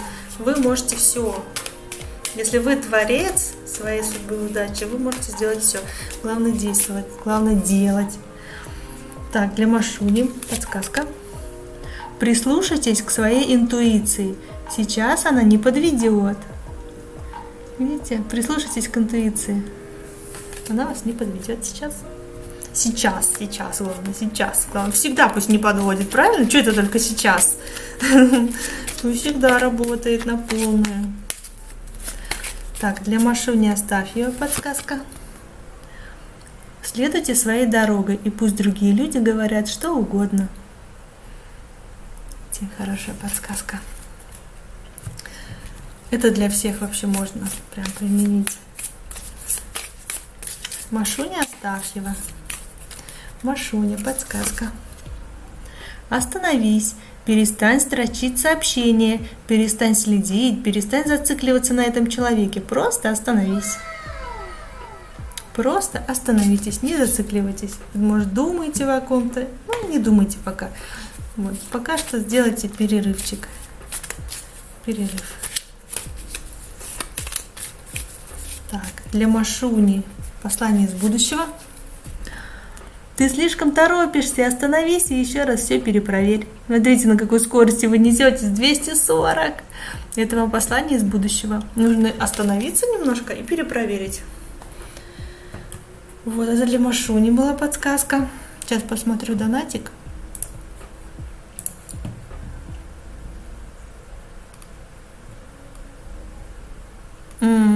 Что у нее в жизни происходит? Вы можете загадать, кстати, хотя это не всегда срабатывает, перед сном попросить, чтобы он вам приснился, чтобы он показал там, как он живет или что у него происходит, да, чтобы вы могли пообщаться. Бывает такое, что души общаются. Если вы должны встретиться, то ваши души могут общаться. Вот, вы можете, и это не срабатывает, это очень-очень редко, и бывает, что, не знаю, долго надо ждать, или там один шанс на миллион, не знаю, чтобы оно сработало. Но бывает, что срабатывает. Можете попросить, чтобы вот он вам приснился во сне. И чтобы, главное, вы этот сон запомнили, потому что бывает, что ваша душа общается, когда вы спите, а вы не можете этого вспомнить потом. Бывает же так, что ты снилось, а что не помню. Вот. Что у этого так мужика в жизни происходит в данный момент, с которым Сахоба познакомится в октябре? Что у него происходит сейчас? Сейчас он занят какими-то семейными вопросами. Ага, нет, он не занят, у него не получается решить, видите, семейные вопросы. Что-то с семьей связано. Так, у него есть сейчас семья, нет, у него нету семьи. А что тут тогда? Это тогда получается... понятно, новое. Это то, что насчет нового. Вот что, смотрите. Эта семейная карта говорит о том, что он очень бы хотел, видите, семью. Это как бы мечтает он об этом. Видите, по-новому начинать отношения, построить, хотел бы семью, мечтает об этом много, да, и у него не выходит это сделать. Он не может почему-то никак. Мечты мечтами, а почему? Потому что он не знает, как он, пока он боится, сможет ли он. В общем, этот мужчина ваш, Сахоба, он очень хотел бы семью, стабильные отношения, возможно, там, где есть ребеночек. Он думает об этом. Но он не знает, сможет ли он потянуть как мужчина, то есть сможет ли он, у него есть сомнения. Да, он хотел бы ребенка. У него есть сомнения, сможет ли он, будет ли он достойным, как бы вот получится ли у него. У него есть сомнения, потому что у него, может быть, есть опыт перед глазами каких-то знакомых или на работе кто-то. Он видит, что кто-то не справляется, у кого-то не получается, вот он боится, сомневается в себе, сможет ли он создать такую семью, которую он мечтает. Да, сможет ли он вот эту независимую женщину, которая вот ему понравится, сможет ли вот он быть ей парой достойной, сможет ли он дарить ей вот это вот счастье и радость, то, как он хочет, чтобы она радовалась, как ребенок, там, да, вот он вот в этом сомневается. Вот у него сейчас такие сомнения насчет отношений. Он очень хотел бы, но вот очень боится, что может не получиться. Потому что он очень много хотел бы, чтобы вот, дать очень много, хотел бы, чтобы все получилось. У него могли быть отношения, которые уже закончились, где у него не получилось. И сейчас он готов работать над отношениями. Он готов ждать свою женщину, с которой будет заключать, он готов работать над отношениями, да, чтобы у него все получилось. И готов ждать свою женщину, с которой он создаст семью. Он, кстати, настроен, видите, на семейные отношения. Вот у него сейчас такое в голове. Он боится, он очень хочет. Он, видимо, уже к этому готов, может быть, он уже к этому пришел, что хочу отношения. У него были, но там все не получилось.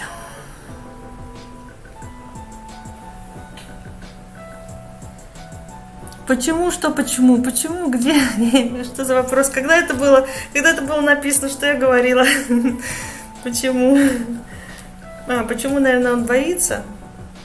Он боится, что не потянет, у него высокая планка. У него высокая планка в отношениях, то, что как должно быть.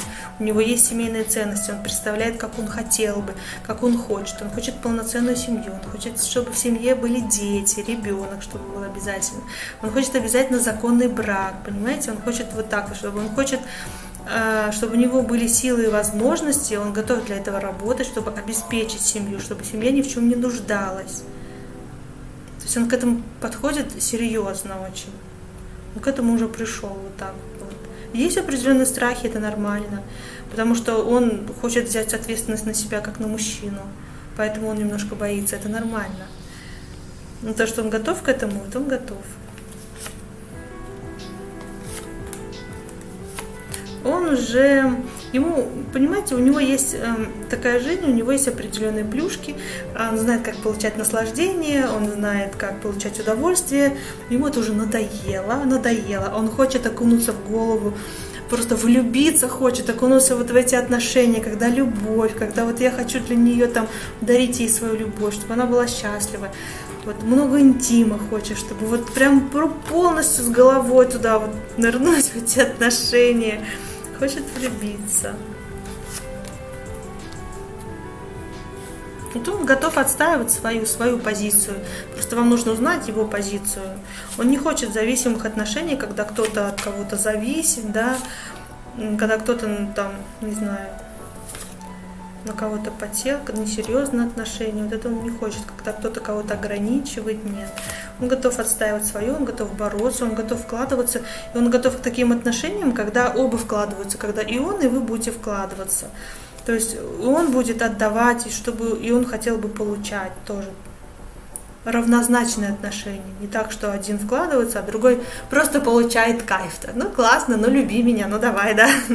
Нет, тут нет, он готов сам тоже и любить, и вкладываться, и помогать. Но опять выпадает вот эта карта на равнозначные отношения. Вот он к этому готов.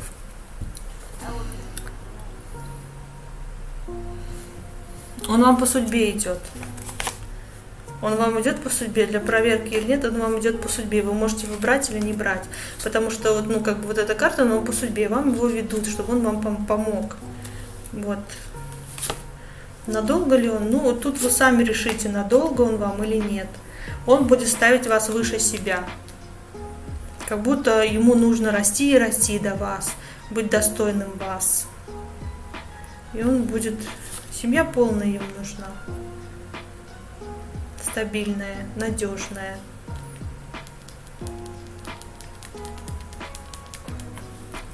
Молодой или не молодой, не знаю. Но как будто он будет по ощущениям, по энергетике, он даже может быть немножко моложе вас. Или вот как вы. Ну, или это просто энергетика, потому что он хотел бы стать больше, расти для вас, ну, то есть вырасти, будет развиваться, стараться, тут как бы из того, что есть, в больше, то есть ему будет куда расти.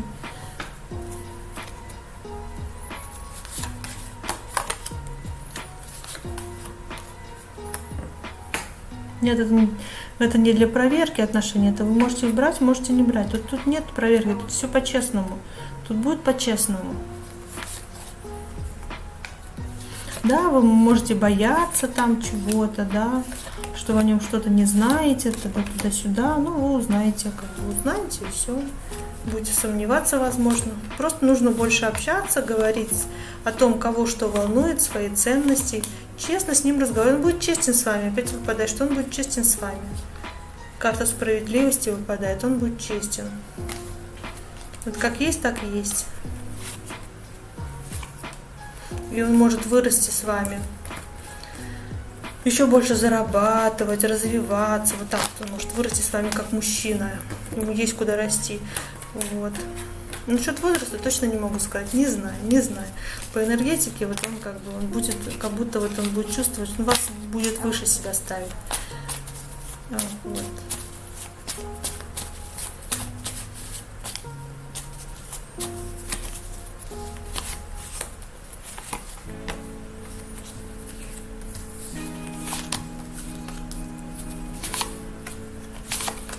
Но если вы будете брать, то вы определенную помощь получите. Но если нет, то вы пойдете дальше так вот в свои мечты и будете одна. Но потом к вам тоже будут приходить мужчины, поэтому сами смотрите. Да, с ним вы можете переехать, притом, возможно, к нему куда-то домой, может быть, возможно, переезд.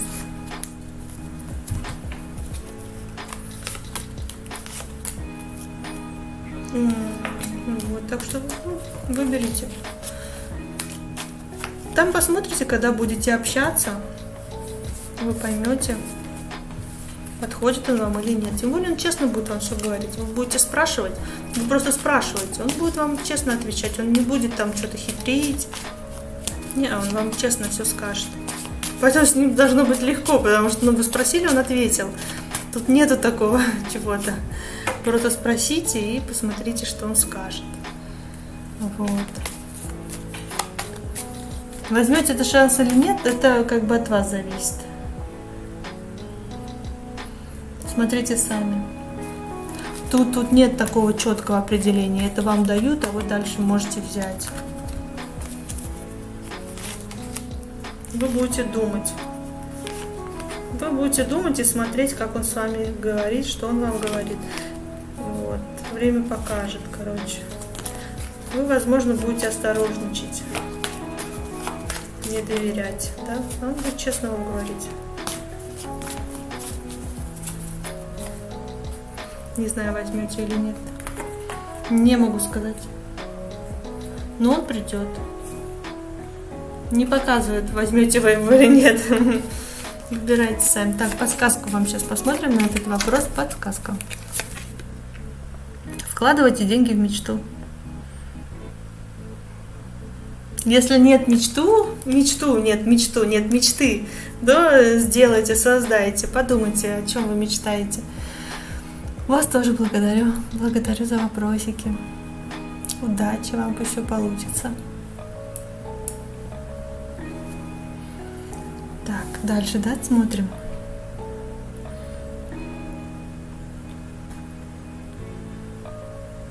Так, Машуня отвечала я.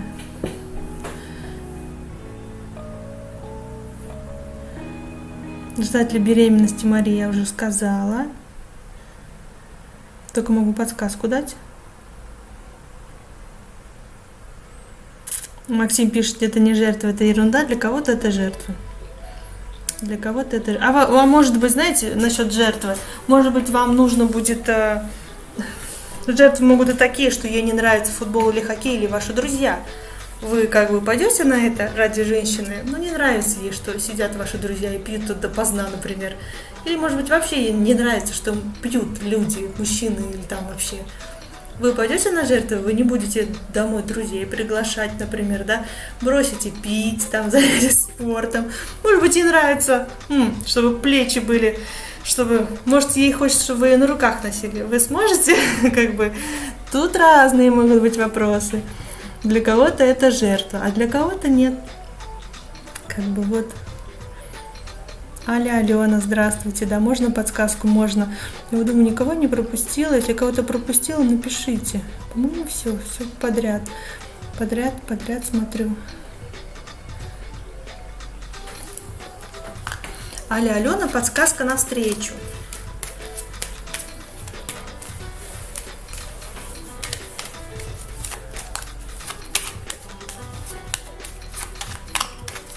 А вот этот Сахова писала то, что выбрал свободу. Свободу мужчина выбирает, когда не готов для серьезных отношений.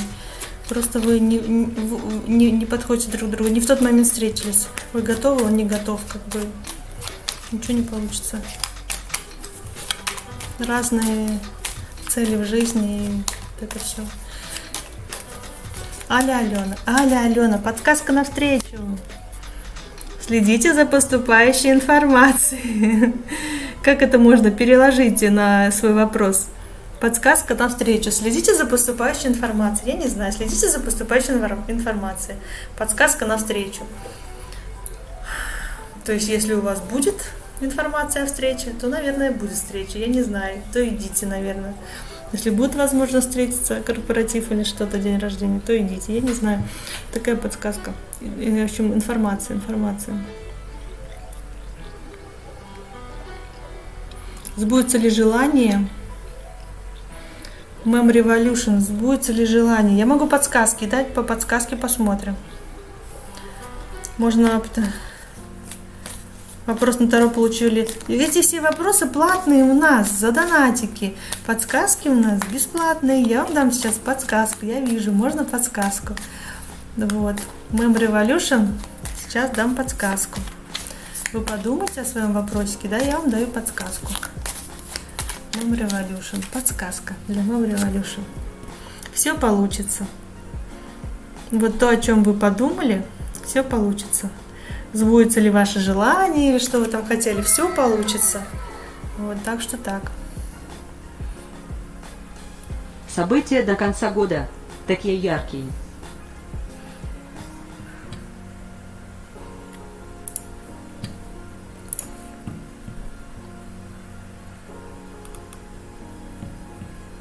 события до конца года. Сейчас посмотрим донатик. Яркие события до конца года. До конца 2023 года. Какие события будут самые яркие такие? Это будет касаться, что вы избавляетесь от страхов быть одной. Самые яркие события. У вас, видите, вы боитесь быть одной. Вы избавитесь от этих страхов.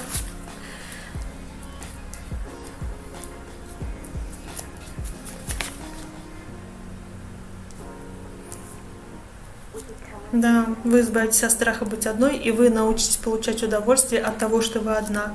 Вам не нужно, чтобы рядом был мужчина, который там будет вам что-то там давать счастье. Вы научитесь получать кайф от того, что вы там делаете что-то, что вам нравится. Научитесь получать удовольствие. Научитесь жить без мужчины классно. И потом, как только вы это поняли, как это вы научились, как не нужно мне нафиг, мне все хорошо, я сама все могу.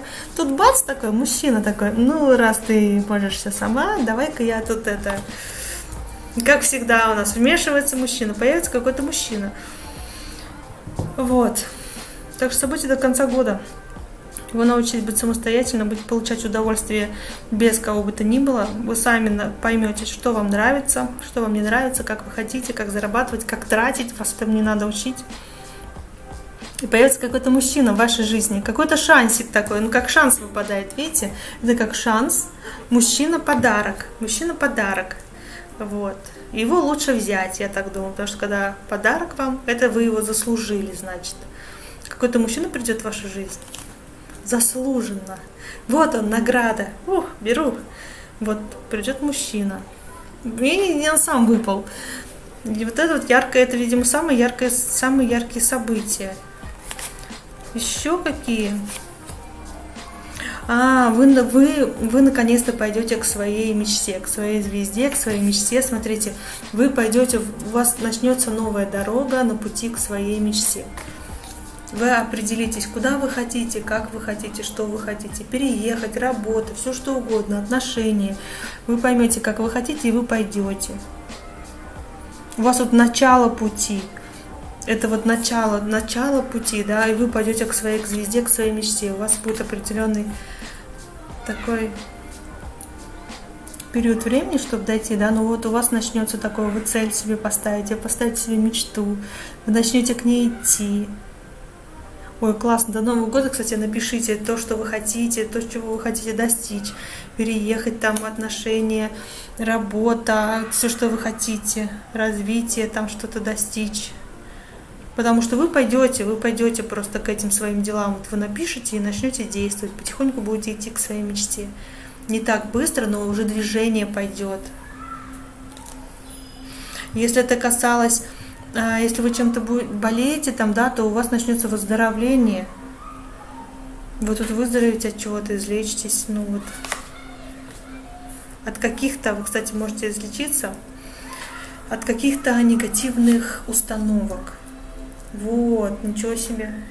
От какие-то негативные установки у вас уйдут. Знаете, когда вот нужно там, ну, например, касаемо отношений, потому что в основном насчет отношений мы бывает там жертвуем, да, мы там не думаем о себе, там, возьму этот шанс или нет, это уже вам решать. Вы это заслужили, вы можете его не взять, кстати, карты показывают. Возьмете ли вы можете его не взять. Есть такой шанс. Но если вы возьмете этот шанс, то у вас появится возможность добиться от чего-то очень значимого. Ну, если вы не возьмете, вы пойдете просто очень медленно. Вы будете очень медленно двигаться. Если возьмете этот шанс, то вы будете двигаться очень быстро к тому, чего вы хотите, к своим желаниям, к своим мечтам, к достижениям, вот это вот. Вот.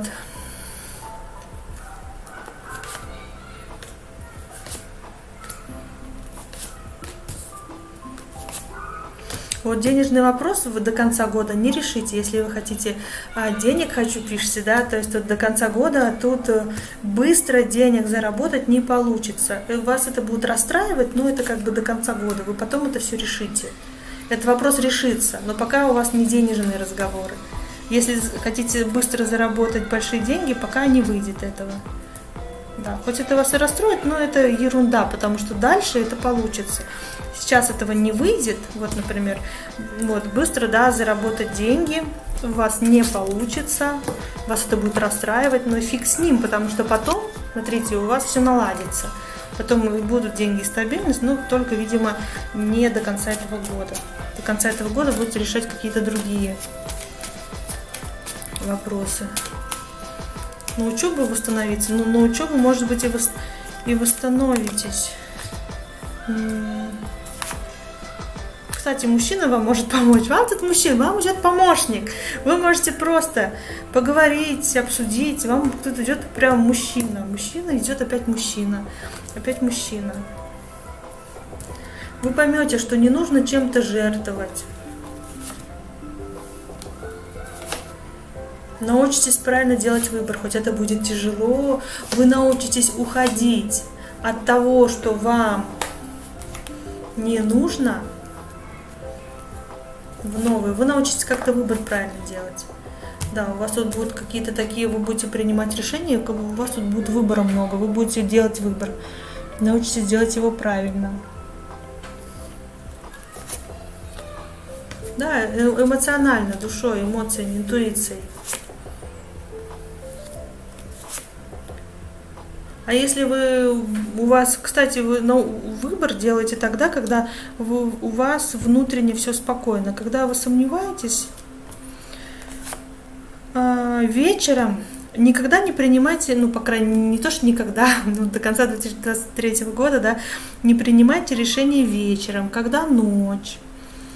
Потому что вам нужно, чтобы вы были стабильны, вы были уравновешены, чтобы внутри у вас было спокойно. А вот вечером или ночью у вас могут быть какие-то колебания.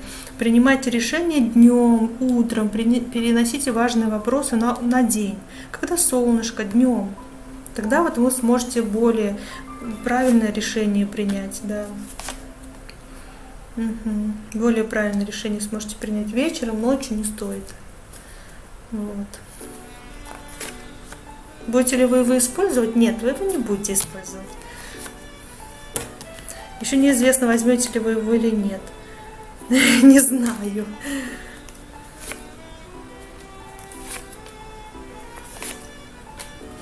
Ну да, вы можете его взять и работать над отношениями. Ну, сами решите, брать его или не брать. Но вот это вот будет, да. Принимайте решение днем. Ни ночью, ни вечером. Лучше все, что вечером, ночью отложите на утро, на день. Я подумаю до завтра. Я там завтра дам ответ. Там, давай встретимся завтра, там пообедаем, там или позавтракаем, и я там скажу, да. Вот, лучше пообедаем, когда уже голова уже хорошо работает, когда вы днем, когда солнышко, принимаете решение.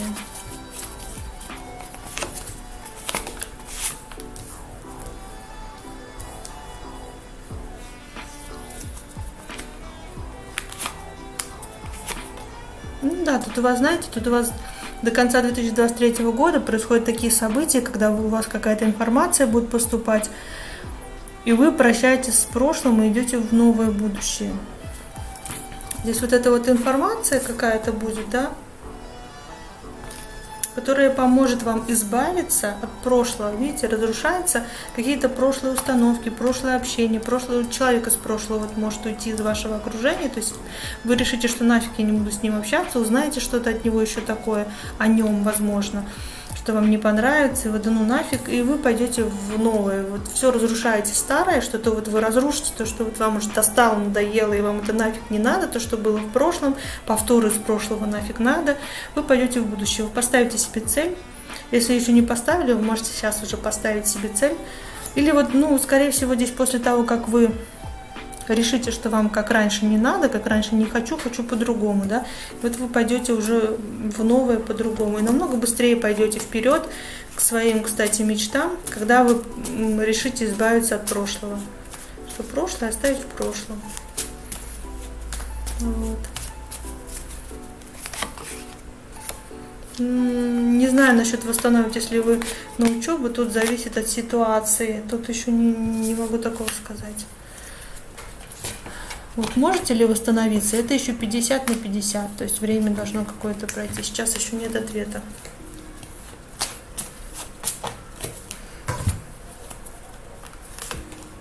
Опять мужчина. Остановитесь ли вы на учебу? Мужчина. На другой колоде думаю, дай-ка гляну. Мужчина вам может в этом помочь. Как-то мужчина вам в помощь идет. Вот. Информацию вы потом узнаете. Вы сейчас, зачем вам сейчас знать, если вы потом эту информацию узнаете?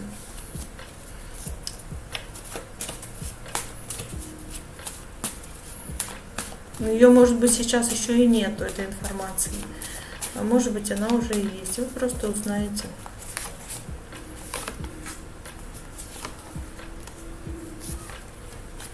Информация о женщине, которая далеко, какие-то новости, которые расстроят, вы примете решение уходить нафиг от этого обмана. Ну, в общем, что-то там, какая-то информация о женщине. Может быть, что у мужчины есть женщина. В общем, это потом это. Не надо сейчас думать об этой информации. Неважно, какая это информация, да, она вас расстроит. Ну и как бы что? Вы зато пойдете дальше. Есть эта информация, вот эту информацию, которую вы получите, вам нужно ее услышать. Иначе вы будете в иллюзиях, и вы не сможете пойти дальше. Поэтому вот наоборот, нужно узнать то, что вам предстоит узнать, как можно быстрее, чтобы вы могли пойти дальше. Как-то же не могут сказать конкретно, например, что там. Информация насчет взаимоотношений, насчет нового там мужчины и женщины, отношения какие-то. Какой-то женщина, мужчина выходит.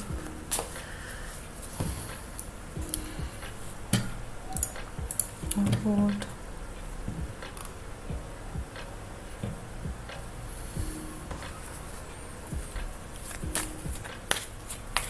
Давайте подсказку вам посмотрим. События до конца года, вот эти, на этот вот вопрос, да? Подсказку. Подсказка вам на этот вопрос. Устройте себе отдых. Ой, вот до конца года устройте себе отдых. Так что отдохните. Делайте что-то приятное для себя. Вот. Не заморачивайтесь, не думайте, как будет, так будет. Все будет в свое время и все будет правильно. Вот. Добрый вечер, Алена. Да, оплатила вопрос. Марина, да, вижу, сейчас отвечу. Личная жизнь, да. Ой, 2 карты вылезли. Ну, у вас сейчас работа. Работа, и как бы вы знаете, как получать удовольствие. И, возможно, у вас еще тут какой-то корпоративчик будет до конца Нового года, до конца 2023 года.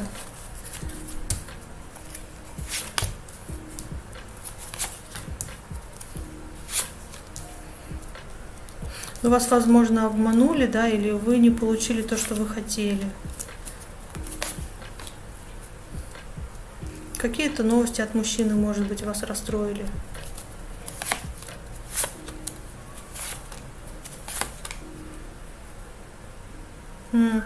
Какие-то действия мужчины, которые вам не понравились. Кто-то ушел. Возможно, у вас был мужчина, но вы расстались. Прям, не знаю, этот что-то мне показывает.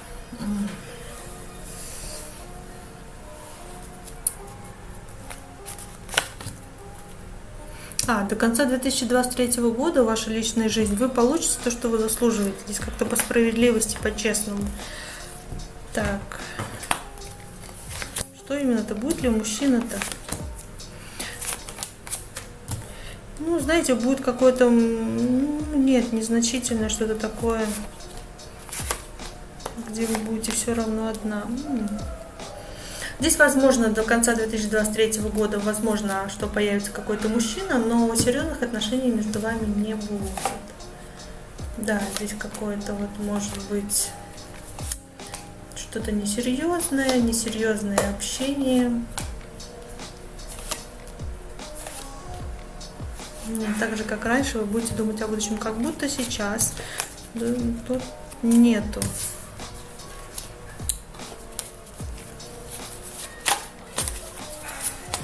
Как будто вы сейчас, был в вашей жизни мужчина, вы расстались, и сейчас вам нужно за что-то расплатиться, как бы что-то такое отработать нужно. Потому что обычно что-то тяжелое происходит перед тем, как что-то вам дать. Если вы справитесь, то вам дадут хорошее что-то. Как что-то нужно отработать, что в личной жизни.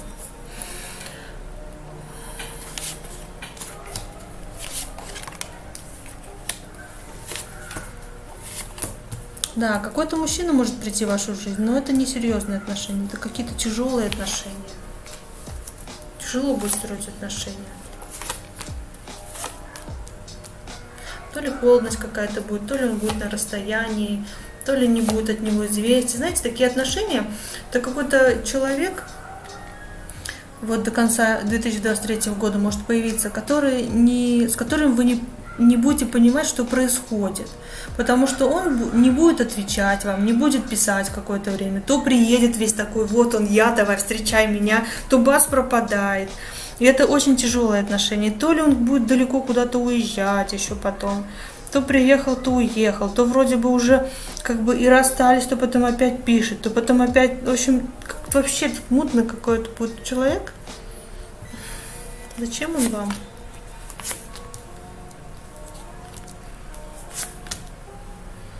Зачем он вам? Чтобы вы научились понимать, чего вы действительно хотите, чтобы вы нашли в себе ответ, в себе. Никто вам не скажет, вы сами. Он для того, чтобы помочь определиться, чего вы хотите и как вы хотите.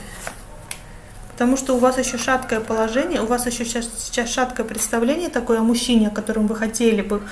Вот тот мужчина, которого вы хотите видеть рядом, например, вы хотите, чтобы он всегда был рядом с вами, но много зарабатывал. Как бы вот у вас может быть такое представление. Но если он будет много зарабатывать, то, естественно, вы его будете видеть, только там ночью домой приехал, например, и все. Или он будет часто в командировках, а вы хотите, чтобы он был рядом, да? То есть тут нестыковка. То есть у вас еще нет такого четкого представления возможного стабильного мужчины рядом с вами. Вот этот мужчина будет вам для того, чтобы вы поняли, как вы не хотите. Вы, например, не хотите, чтобы он пропадал надолго, чтобы он не отвечал на звонки, чтобы он там куда-то ездил или как-то с кем-то общался, или вообще игнорировал, да. То есть придет мужчина для того, чтобы вы поняли, как вы не хотите, каких отношений, какого мужчину вы не хотите, чтобы вы сформировали образ мужчины,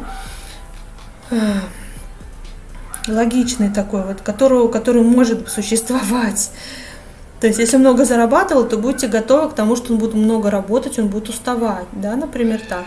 Или что вам придется куда-то с ним переехать. Или вам придется его ждать, или там, что-то такое вот, или вам придется, то есть он руководитель, тут как бы может быть императором, может, но что вам придется мириться с тем, что он такой жесткий, и у него график, и вы должны следовать за ним, как бы, вот он сказал так, значит так. То есть его слово будет главным. То есть вот тут вам нужно вот с этим определиться. И придет вот тот человек, который вам покажет, подсветит то, что как не нужно, как вы не хотите. И вы это примете во внимание, и уже у вас образ поменяется мужчины. И вот он для этого придет. Но пока что ваш мужчина не придет до 2023 года в отношениях. А вот будет такой, который вас научит, и вы поймете, какого мужчину вы хотели бы.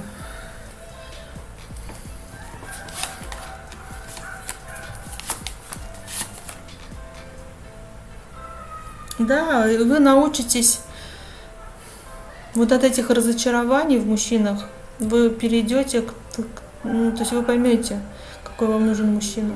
И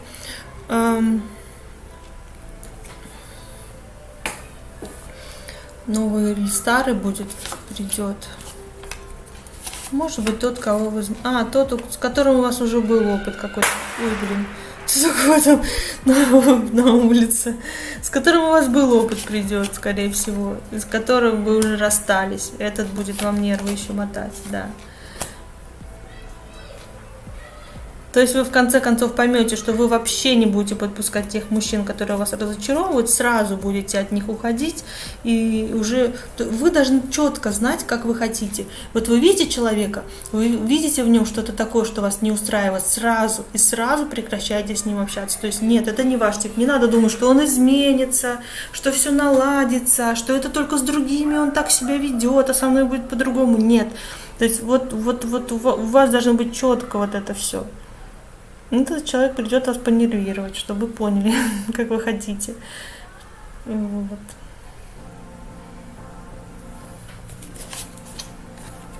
Ну, придет человек тот, который вас будет расстраивать, да, вы будете недовольны его поведением. А в 2024 году придет ли?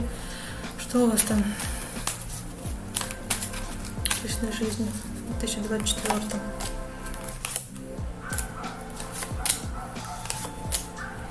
А в 2024 у вас будет как будто продолжаться то, что в 2023. Опять же, тут вас что-то будет расстраивать, кто-то вас будет пытаться обмануть там, да, и тут надо будет, опять же, у вас не будет еще у вас представления о том, какой мужчина должен быть, вы будете колебаться. Да, вы будете колебаться над, знаете, между чем и чем вы будете колебаться? Над когда вот вы хотите просто мужчину или из-за денег, или из-за того, что он там страстный какой-то, вас тянет к нему, и вам не важно, есть ли у него жена, да, и вам не важно, любите ли вы его, ну просто если деньги, то есть у вас вот от этих установок надо будет избавиться, у вас еще будет это продолжаться. То есть нестабильно мое что-то, а вот, ну ладно, если он мне не нравится, но много денег, то может он мне понравится, да? Или, например, вот меня к нему тянет, и все, пофигу, что у него там жена или кто-то есть, девушка, все равно, ну вот это вот надо будет пройти еще в 2024. Так что у вас еще пока...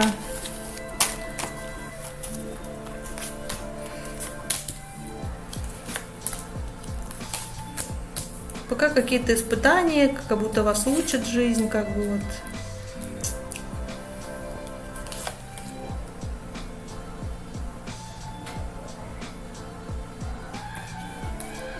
И, кстати, потом у вас может в вашей жизни появиться мужчина издалека, приезжий какой-то, да, с которым вы можете наладить отношения, вот из которого может быть любовь туда дальше, да, любовь, романтика. Какой-то очень чувственный мужчина может появиться потом в вашей жизни, который вырастет вместе с вами. Да, и который вот вы... Когда вы все неуверенности и страхи оставите позади, и вы определитесь четко, как вы хотите, когда не будет сомнений.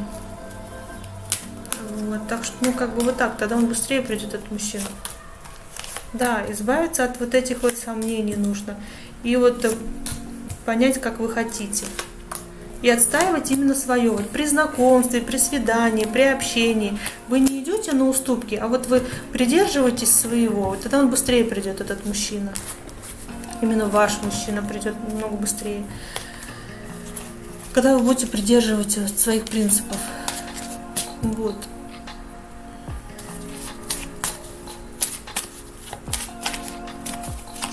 Ну, до конца Нового года пока что мужчины нет. Дальше надо будет ждать подольше. Ну, не будет. Потом, да, потом придет. Потом придет, и будет романтика, и свидание, да, и вы успокоитесь. Вы будете думать о будущем вместе с ним, возможно, переедете, дети потом. Ну, там уже наладится, но там дальше, да. Ну, как бы вот, пока что вот, видимо, еще надо что-то закончить. Пройти это все. По ощущениям. Так, для Марины, подсказка для Марины на ее вопрос. Развивайте свою интуицию. Вот сейчас, что вы можете сейчас сделать, самое лучшее, это вот развивать свою интуицию. Это просто прислушивайтесь к тому, что вам советует сердце. Вот что вы первое почувствовали, вот так это, скорее всего, и есть. Когда вы не включаете голову, логику, а когда вы делаете выбор сердцем. Да. Так что так, вот у вас.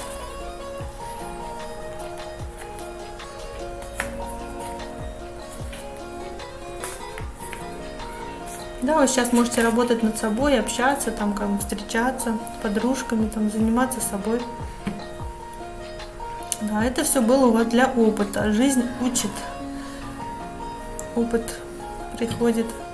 Какой бы он ни был, это для опыта.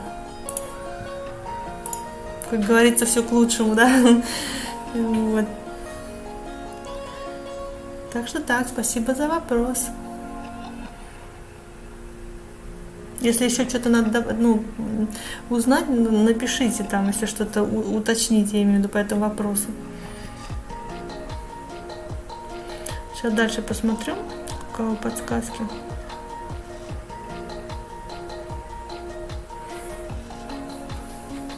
Анна Баирова, подсказка. Вижу, да, донатик тут. Сейчас подсказку дам. Можно совет на личную жизнь. Хорошо. Сейчас Анна Баирова подсказку дам, вот я уже начала ей мешать. Анна Баирова, Анна 22, подсказка. Следите за поступающей информацией. Анна Баирова, следите за поступающей информацией. Это для вас подсказка.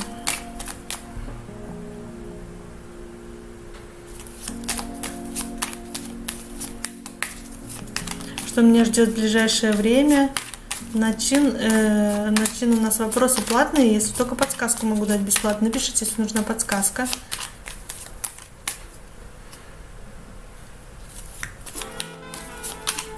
Юсуф, подсказка для Юсуфа.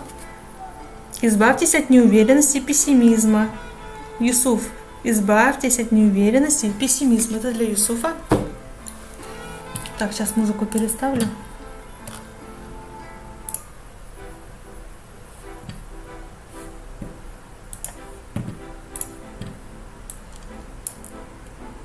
Совет на личную жизнь, Марина, совет на личную жизнь.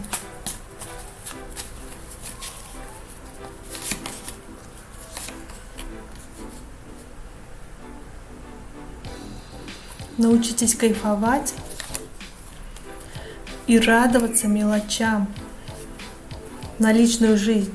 Видите, смотрите, научитесь быть одной, медитировать, отдыхать тогда, когда вам хочется. Совершать какие-то мелкие такие шалости и глупости, и как бы в отношениях, если позволяете себе переписываться там, пишите много в общении. На личную жизнь можете переписываться. Страстные переписки. И научитесь получать удовольствие. Вот от отношений, от общения, от себя, от всего, от разных мелочей. Вот.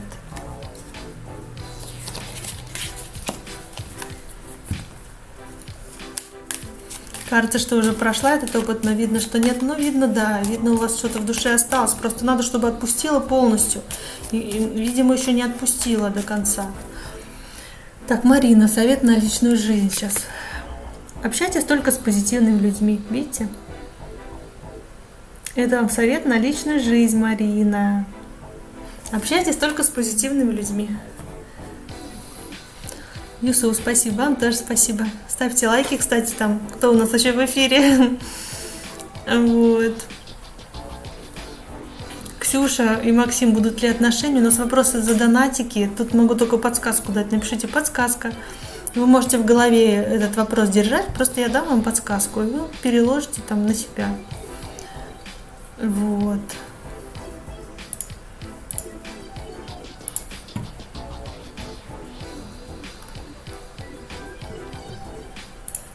Сахоба вопросик. Сейчас смотрю Сахобу. У Сахобы вопрос за донат.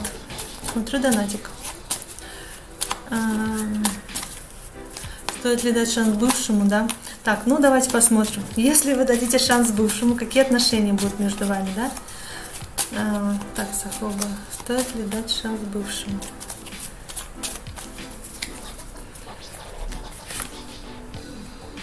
Ну... Вы можете дать шанс. Шанс 50 на 50, я бы так сказала. Так, что будет, если вы дадите ему шанс, да? Ой, будет ссора и ревность. Будет. Опять тот же самый опыт, что вы проходили. Опять на те же грабли наступите. Ссора, ревность, те же грабли, если вы дадите. Вы можете дать шанс, как бы, но вот имейте в виду, что наступите на те же грабли. Как будет развиваться ситуация? Здесь будут чувства, да, тут будет кое-какое наслаждение, как бы какое-то время, но в то же время здесь будет и острые моменты будут между вами. Выяснение отношений, высказать друг другу все, что я думаю, вот так вот будет.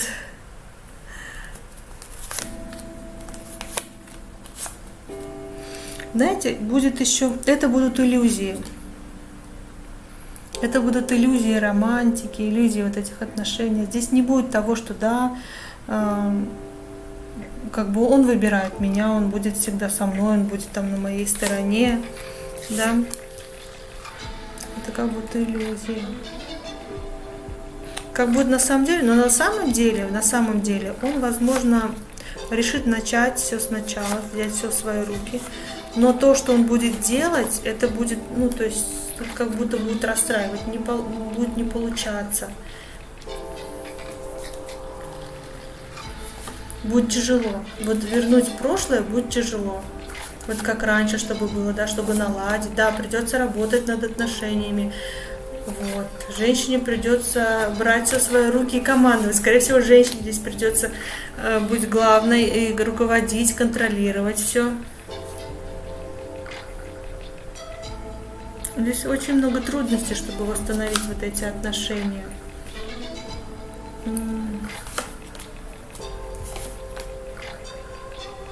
Ну, тут нету такого.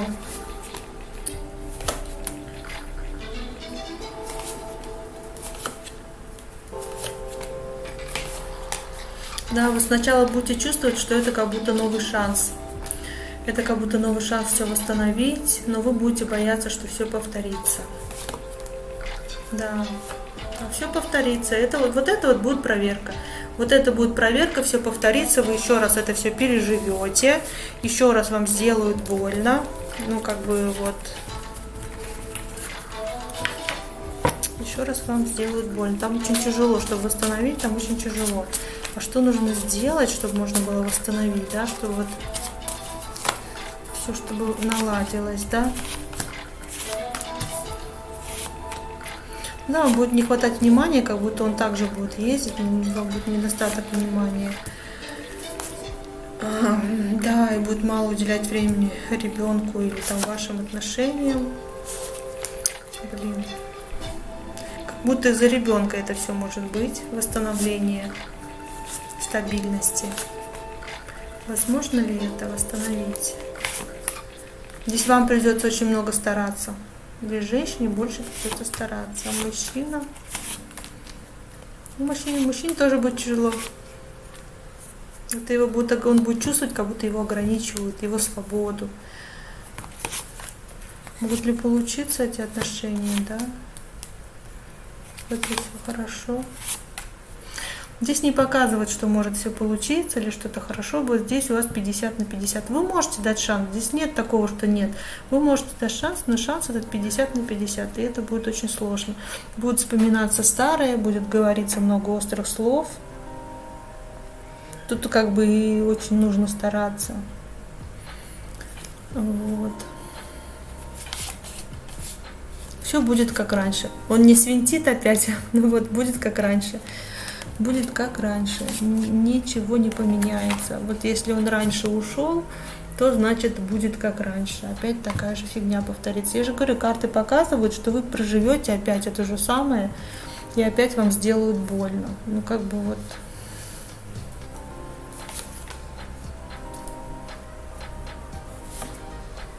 Нужен ли он вам? Если хотите быть третьей, вряд ли вы захотите быть третьей, то нет. Видите, показывают такие карты, нужен ли он вам. Что вам с ним делать? Оставьте его одного, оставьте его вообще, оставьте его в прошлом, видите, оставьте его, что вам с ним делать, оставьте его одного. Ну что вы получите с ним? Вы получите то же самое, что и было, то же самое. Только, возможно, более длинным и таким долгим путем, потому что вы же будете стараться все наладить. Очень много усилий. Вот. Вы у него спросите, почему он решит вернуться. Что это такое? Ну, потому что, возможно, знаете, будет у него желание. Мужчина может вернуться, потому что желание есть у него к вам. Страсти. И он захочет романтики, потому что он знает, как с вами хорошо, он знает, как может быть с вами классно и хорошо, и он захочет поработать над этим, чтобы как-то вот это получить обратно, даже захочет поэтому вернуться как бы в законные отношения. Захочет быть примерным, да, как бы исправиться. Вот он как бы захочет, но у него не получится как будто этого. Потому что не получится.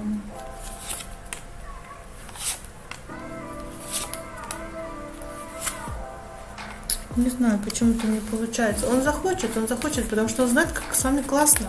Он это помнит, он это знает. Ему захочется еще раз романтики, общения, страсти вот этой вот. Он это еще помнит, и он знает, что это классно, ему нравится, он захочет вернуться, все восстановить захочет. Да, стабильность захочет все вот это вот построить.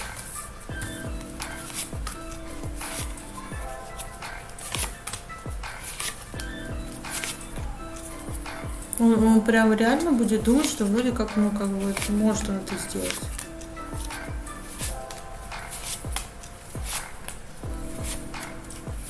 Но это ему будет делать тяжеловато. Да вы, ну, тут дать ему шанс или нет, тут как бы, тут опять же выходит, что вы можете ему дать шанс, а можете не давать, как хотите. Тут 50 на 50, тут как бы, ну, если хотите, можно попробовать, там в процессе потом поймете.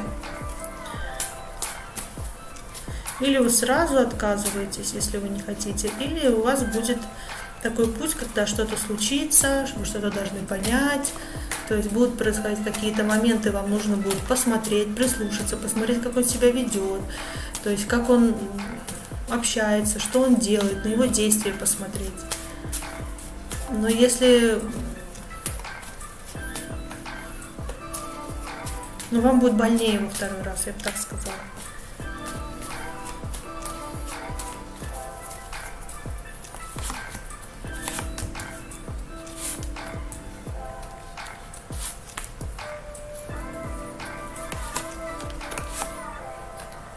Знаете, ну смотрите, вам по судьбе, вам ничего делать не надо. Мужчина по судьбе придет сам, с которым у вас возможны отношения. Я спросила, этот мужчина по судьбе ваш мужчина? Прошлый? С прошлым нет. С прошлым придется бороться и быть третий, лишний. А это будет новый мужчина. Новый мужчина, это новый мужчина, пара. То есть у вас по судьбе другой мужчина. Этот мужчина вам для опыта дан был, для какого-то, чтобы вы могли отрубать, отсекать таких, которые третий лишний, да, как будто вот, то есть когда вас не выбирают. У вас по судьбе другой мужчина. Император, императрица и кубки, тут вы в пара. Новый какой-то мужчина, он вам не по судьбе. Ну, сразу отрезать или нет, вы сами думаете, потому, ну, как бы, ну, вот, я говорю, вы можете еще раз через это пройти, можете там смотрите, как вы почувствуете. Вот именно, что вы можете отпустить человека только так и так, когда вы внутренне чувствуете. Когда вот вы именно чувствуете, что вы не хотите больше с ним, не хотите, чтобы вам делали больно, чтобы вас обижали. Когда вы это сами поймете, и тогда вот его не будет. Можете посмотреть на поступки, близко не подпускать, да, вы сами поймете. Вам это нужно почувствовать, чтобы вы поняли, что это реально не хотите. Не что-то, что кто-то что-то вам сказал, а именно вот это вот прожить внутренне, что вот действительно вот вы бы не хотели, чтобы вам делали больно. Он только может боль вам принести и опыт, чтобы вот уже вы в такое уже не вляпались. То есть второй раз будет больнее. Вот. Но это вы должны понять сами. Вот он появится, и вы должны это сами понять при общении с ним, да, информацию там узнать, где-то он вас обманет, там, да, ну, то есть вы должны сами прочувствовать.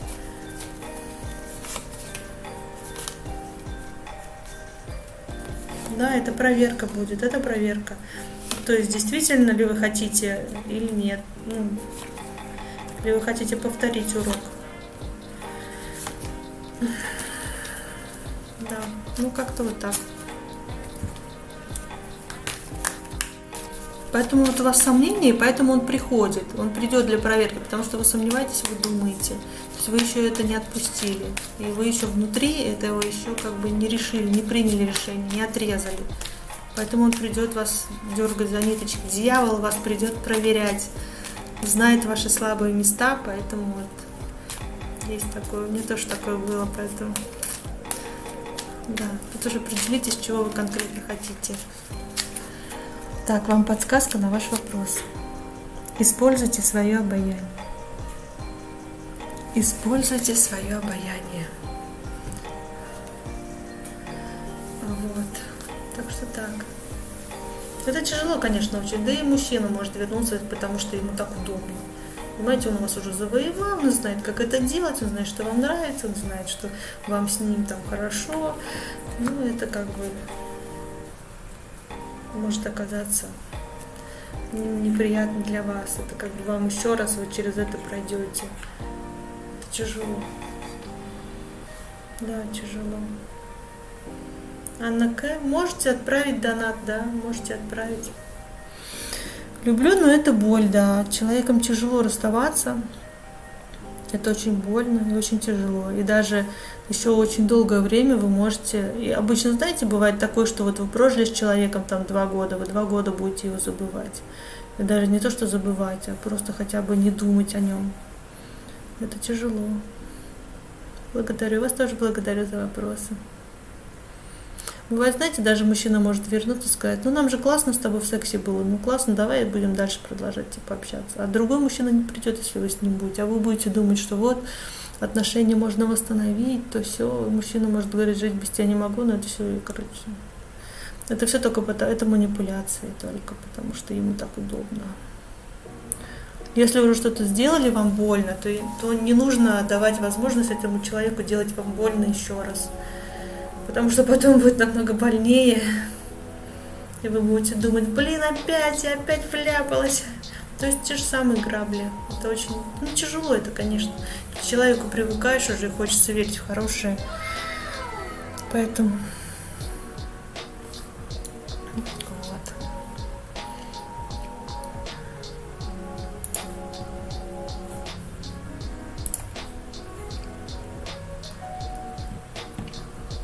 Анна К. задонатила, донатик прилетел. Сейчас посмотрим.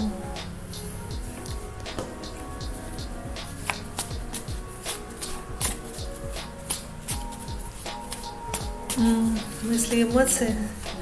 Мысли, сейчас посмотрим. Ну, знаете, мысли у мужчин, они одни, действия, они другие, чувства, они третьи, как бы. То, что мужчина думает, то, что у него в мыслях, не значит, что он это сделает, кстати. В мыслях они тоже умеют мечтать. Сейчас посмотрим. Так.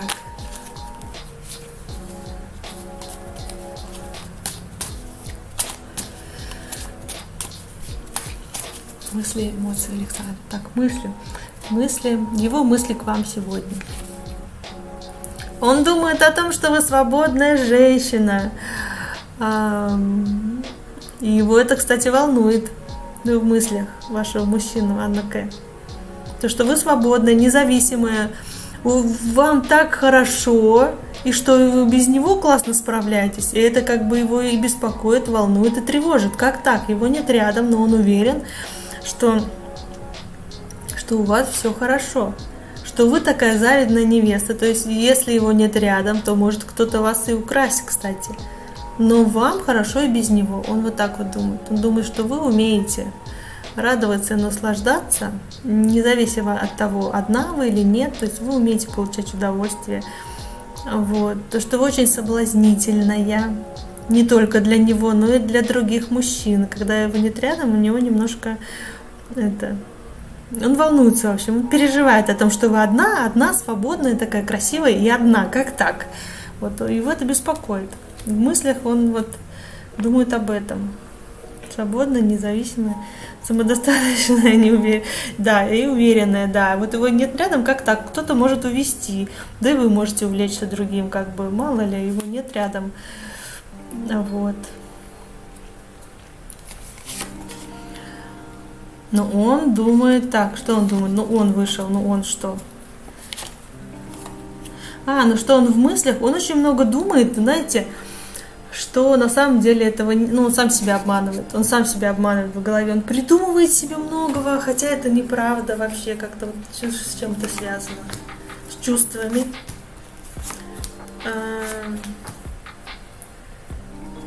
Много надумывает насчет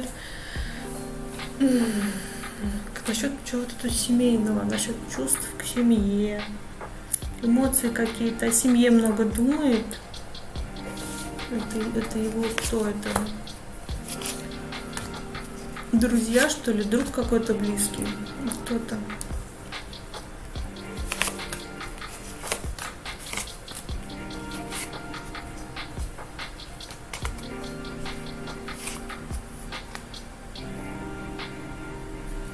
Что-то непонятно. Что-то он себе, придумывает всяко разное. Драматизирует и сам это понимает. Да, возможно. Брат, другая семья, брат, он думает о другой семье что-то. Там ребенок как будто что-то, не знаю, что он думает. Мария, можно ли вам посмотреть про беременность? Я могу вам только подсказку посмотреть. Подсказку, я говорю, напишите подсказку. Я вам расскажу подсказку, не вопросы, просто подсказку. Вопросы у нас за донатики. Так.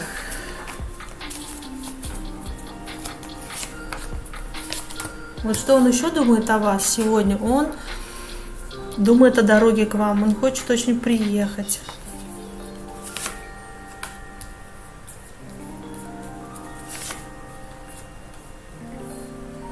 Он бы хотел приехать намного быстрее, чем имеет возможность. Он думает о том, что к вам приехать, и хотел бы приехать намного быстрее, чем...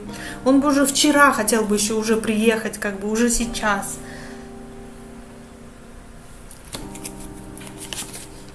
Нет другой семьи, это может быть он думает о своей какой-то семье, о своих близких каких-то людях, он может думать.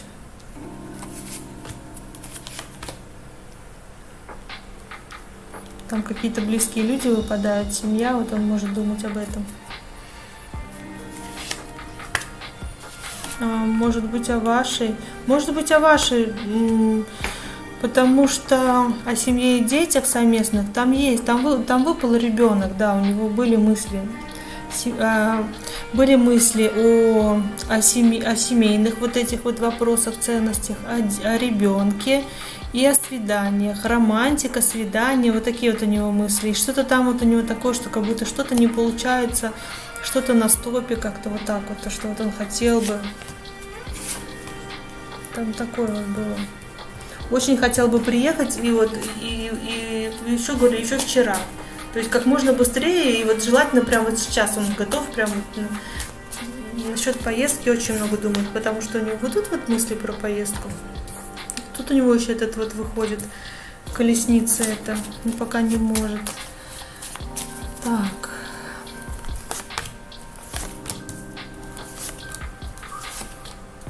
Но он чувствует, он будет бороться за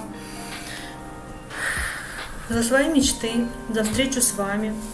Какие-то официальные, что-то тут официальное, что-то. Он хотел бы официального брака, возможно, и ребенка. Он хотел бы ребенка в официальном браке. Он очень мечтает приехать и встретиться. Он думает, вот как это будет, ваша встреча.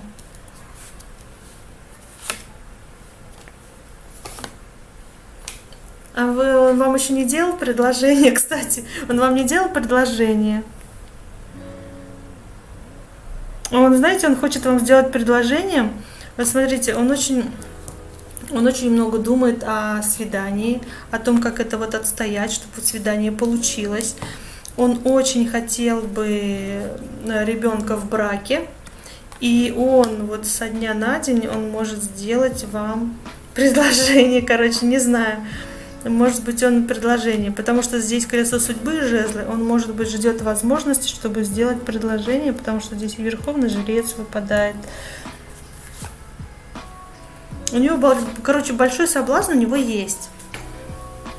Потому что он хочет детей в законном браке, чтобы был ребенок. Он пока держится, да? Ну да, хотел бы. Ребенка хотел бы.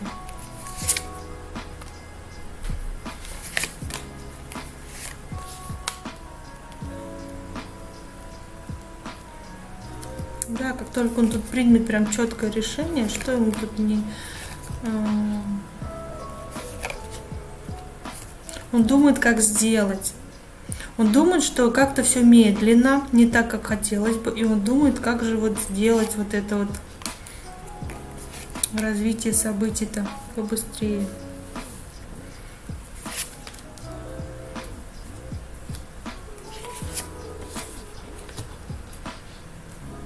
Его расстраивает, что вы не можете быть вместе. Как будто вот что-то, какие-то события мешают, как будто вот, не знаю, расстояние, может быть, что-то еще. Что-то вот тут есть такое, что пока что не дает быть вместе. Может быть, расстояние. И что-то еще, что неизвестное, как бы. Если вы будете вместе, то, знаете, то какие-то ваши желания исполнятся, начнется новая жизнь. Начнут быстро развиваться события. Вот если вы будете вместе, выпадает вот маг, то есть какие-то ваши желания будут исполняться. Маг — это когда вы можете все. Вы можете, если вы будете вместе, ваши события будут развиваться очень быстро. Вы можете добиться всего быстро. Ставьте себе цели, вы можете быстро добиться каких-то целей. Какой-то новый этап вашей, ну вот, наверное, может быть, семейная жизнь, как раз-таки новый этап и начнется. Что-то заканчивается, начинается совершенно другая жизнь. Другая жизнь начинается. Какая жизнь? Какая жизнь? Я говорю, ну что ты не понимаешь, какая жизнь? Вот такая жизнь начнется. Начинается новая жизнь, когда люди любят друг друга, когда поддерживают, когда понимают, и вот на одной волне вместе, пара, начнется эта такая вот новая жизнь. Вот.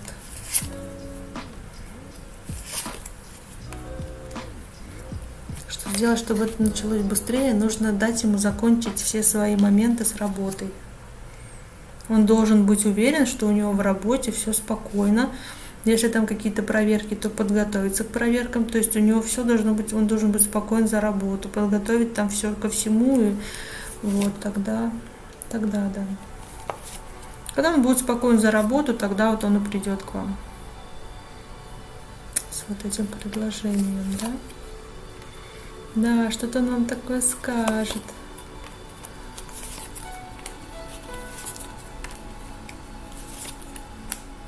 Да, хватит гулять, давай уже жить вместе. Ну и, в общем, как-то так вот. Что стабильные отношения быстрее развиваются. Желает, да, это да, вы правильно думаете. В стабильных отношениях, да, так и будет. Дела свои, вопросы рабочие порешает, и уже скажет, так, все, хватит уже гулять, встречаться, давай будем жить вместе, давай уже. А вы такая, где кольцо? Да? Ну, как бы вот так вот.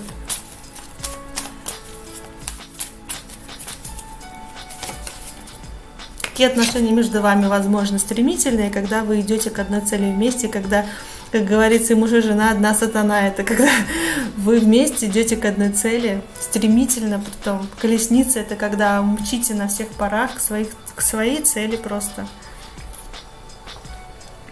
Вам вот Максим счастья желает. Анна, вам желает Максим счастья. Видите? Я вам тоже желаю счастья. Так что пусть у вас все будет хорошо. Вот.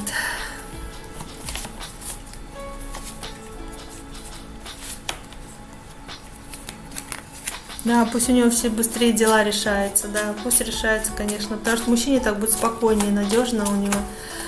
Вот, он сможет двигаться дальше. Дальше что-то решать. Да, начнется, когда он решит свои дела, начнется новый этап. Ну все, они все мне уже повторы начались, повторы карты. Уже сказали. Так, Анна К, на ваш вопрос подсказка. Используйте свое обаяние. Используйте, когда он приедет, используйте все свое обаяние. Вот так вот, встретьте его прям, как бы он этого хотел. Вот, так что удачи вам, все получится.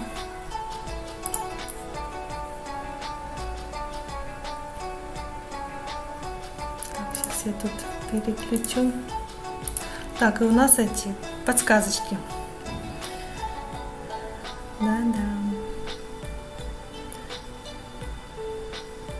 Агент Б удалено сообщение. Там подсказку просил, не просил, не знаю. А вот Марьям, подсказка карт. Подсказка для Марьям. Зелененькая такая вот буква М там. Беленькая буква М на зелененьком кружочке. Марьям. Подсказка для Марьям. Общайтесь только с позитивными людьми. Марьям, общайтесь только с позитивными людьми. Донатик. Сейчас я посмотрю, кому тут еще подсказки. Подсказка про беременность. Мария, подсказка про беременность. Делайте все радостно и легко. Мария, подсказка про беременность. Подсказка про беременность. Смотрите, делайте все радостно и легко. Беременность, радостно и легко. Все, беременная, все. Так что, главный настрой. Анна К. после вашего расклада теперь довольна. Не могу перестать улыбаться. Ну это классно же. Классно, желаю удачи, чтобы у вас все исполнилось самым лучшим для вас образом. Вот. Так что так. Сейчас донатик посмотрю.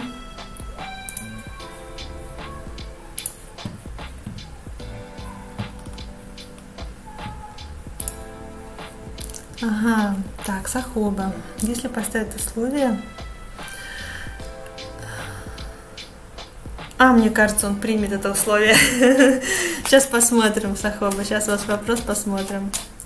Так, если так, условия для его возврата, примет ли он? Так, если бывший муж вернется, да? То есть, и это будет условие. Так, если распишется, примет ли он это условие? Ему будет это сделать очень тяжело. Ну так примет или нет? Он будет говорить, что нет, я не хочу опять там чем-то жертвовать ради отношений. Но она, примет, он будет думать, знаете, ему будет очень тяжело на это решиться, очень тяжело. Он будет вам говорить о том и доказывать, что я не готов, что мне нужно будет там чем-то жертвовать, я не могу, обстоятельства не позволяют. Но он будет думать. Видите, насчет вот прям карты выпадает, Верховный Жрец, это как раз таки роспись, он будет думать, он будет взвешивать все за и против, выгодно ему ли это, хочет ли он это, готов ли он к этому, то есть он будет взвешивать. И в итоге, что он решит? В итоге он может согласиться. Так, нам надо поточнее, пожалуйста, согласится он или нет. Девятка жезлов, не то, что он может согласиться, он будет думать, что я опять на эти же грабли наступать, нет. То есть он будет огораживаться, конечно, очень сильно. В итоге-то что? В итоге он все-таки не согласится, нет. Да, в общем, он захочет согласиться, но в итоге он опять свинтит. Видите, он опять можете...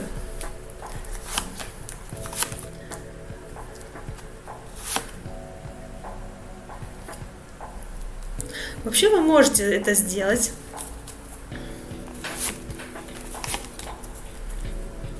Вы как раз и поймете тогда. Да, он будет думать и будет догадывать, что он будет думать. В итоге он не выберет это.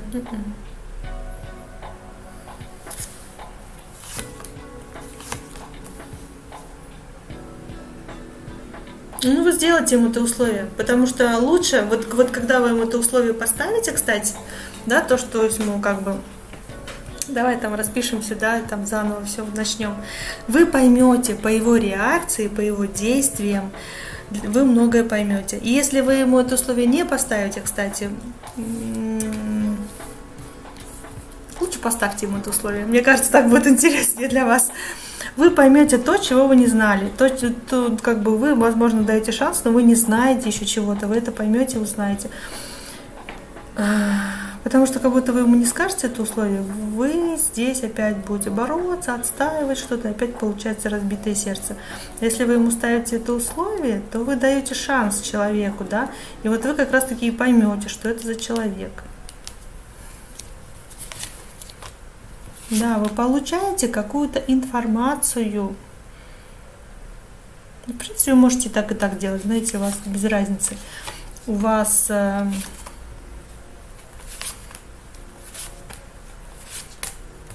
Ну, можете это условие ему поставить. Но он будет думать. Это будет для него очень тяжело, но он его может не принять. Но если вам это важно, вы лучше ему это скажите. То есть вы что будете опять ждать от него этого? Может, он вообще даже с самого начала он к этому не готов и не хочет, а вы будете от него как бы это ждать, да? Так. Так, вы сказали, а он, не показывает. Вы сказали о том, что давай распишемся, а он будет думать. Он тут не показывает, что он это примет. По крайней мере, сразу. Он будет думать. И еще раз он будет думать и все взвешивать. 2 карты он будет думать. Да, ему дали такой шанс. И он опять будет думать.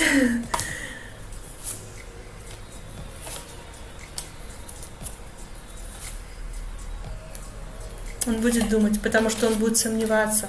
Он будет думать, что, как бы, да, может, он будет сомневаться. Почему он будет думать? Он же не просто так, он не сразу откажется. Он будет думать, что, да, может быть бы все и получилось. Да, мы уже так похожи, мы как бы так подходим друг к другу. Особенно в интимном плане мы друг к другу подходим. Поэтому он к вам вернется. Но в итоге он примет решение, видите, он примет решение, что нет. Как бы, ну вот он так вот. Что он не хочет.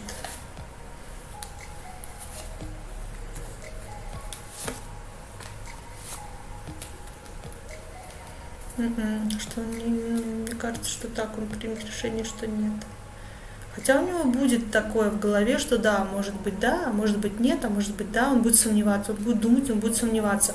И когда он будет сомневаться, то здесь ситуация будет 50/50. Она может как в одну сторону, так и в другую. Он может как согласиться, так и нет. Будет такая ситуация какое-то время, когда он будет сомневаться, да.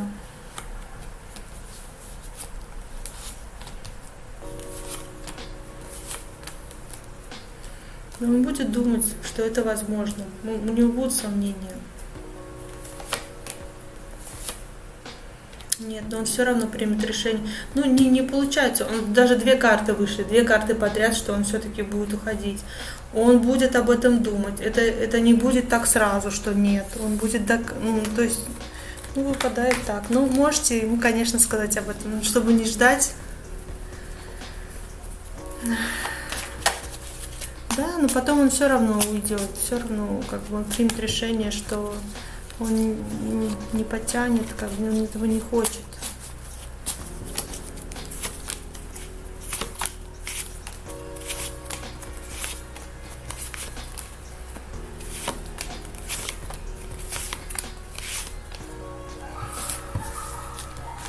У него там свои зависимости, свои демоны в голове. Он другого хочет. Он придет из-за интима, возможно, его к вам обратно вернется. Из-за того, что с вами классно, он знает, как классно.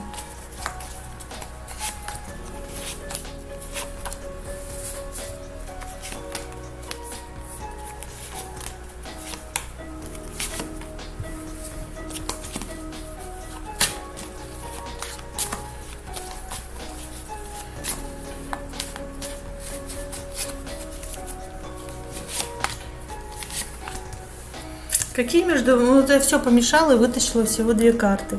Какие отношения между вами возможны? Сахоба, между вами возможны отношения нестабильные, когда человек приходит, уходит, когда у вас нет постоянства, когда вы не знаете, что будет завтра. То есть у вас нет почвы под ногами, что да, я уверена в нем, там стабильность какая-то нет. Видите, нестабильность, вообще непонятно что, когда у вас будет туда-сюда.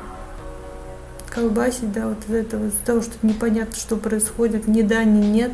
Видите, все равно уход. Такие отношения вот между вами. То есть здесь неустойчивые, и все равно как-то ведет к тому, что вы расстаетесь. Да, вы можете дать ему шанс,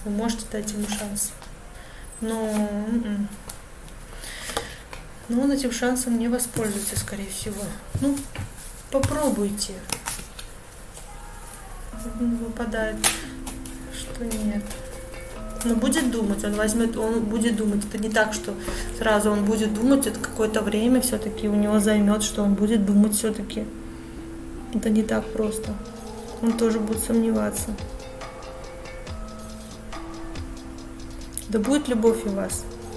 Хочу, чтобы я влюбилась в другого. Пусть влюбится в вас мужчина, в которого вы влюбитесь и будете любить друг друга. Да. С ним вот как-то что-то не идет. Так, сейчас подсказка на ваш вопрос. Подсказка. Вкладывайте деньги в мечту. Опять получается, что не думайте вы о нем, а думайте, видите, о своей мечте, о том, что вы хотите. Возможно, новый мужчина придет для того, чтобы реализовать вашу мечту. Понимаете? Подумайте о том, что вы хотите.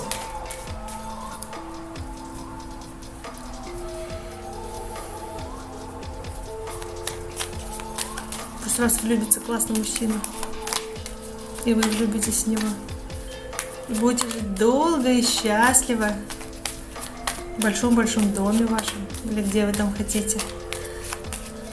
Вот. Так, смотрим. Феникс что-то написал, и уже нет сообщения. Не знаю, что это. Аля, Алена, подсказка на ситуацию. Сейчас дам. Подсказка на ситуацию. Подсказка на ситуацию. Аля, Алена, подсказка на ситуацию. Проявляйте активность. Подсказка на ситуацию. Аля, Алена. Проявляйте активность. Такая подсказка. Ой, я уже не могу, честно говоря, сидеть на попе. Устала. Уже и так и сяк. На одну ногу, на другую ногу сяду. Стул твердый тут у меня. Деревянный, деревяшечка.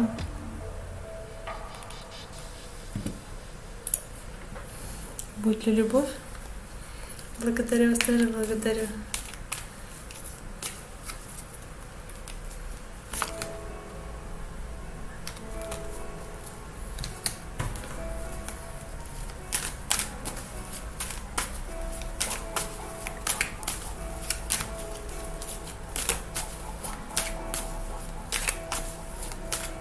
Благодарю вас, Аля, Алена, да. Положите что-нибудь на любовь со следующим мужчиной, который в октябре, скорее всего, придет, если вы с этим, да, если вы этого не возьмете. Шанс дать можно, но потом посмотрите, как он будет, что он нам скажет. Так.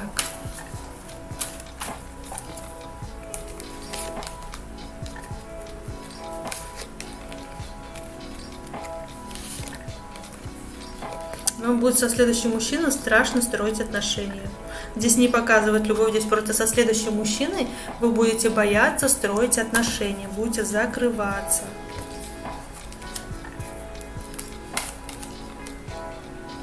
Вам нужно просто дать себе разрешение и возможность любить просто человека здесь и сейчас. Знаете, вы со следующими отношениями вы как будто будете бояться дать шанс человеку проявиться, бояться вступить в отношения, общаться, пойти на свидание. А вам надо будет эти отношения начать легче. Просто как друзья, например, просто общаться. Не обязательно, что вот когда новый человек придет, вам не нужно думать, что все. Мы с ним поженимся, мы будем жить, заведем 100, не 100 детей, я что-то уже перебарщиваю, я имею в виду, не стройте планы с новым мужчиной на будущее, не стройте.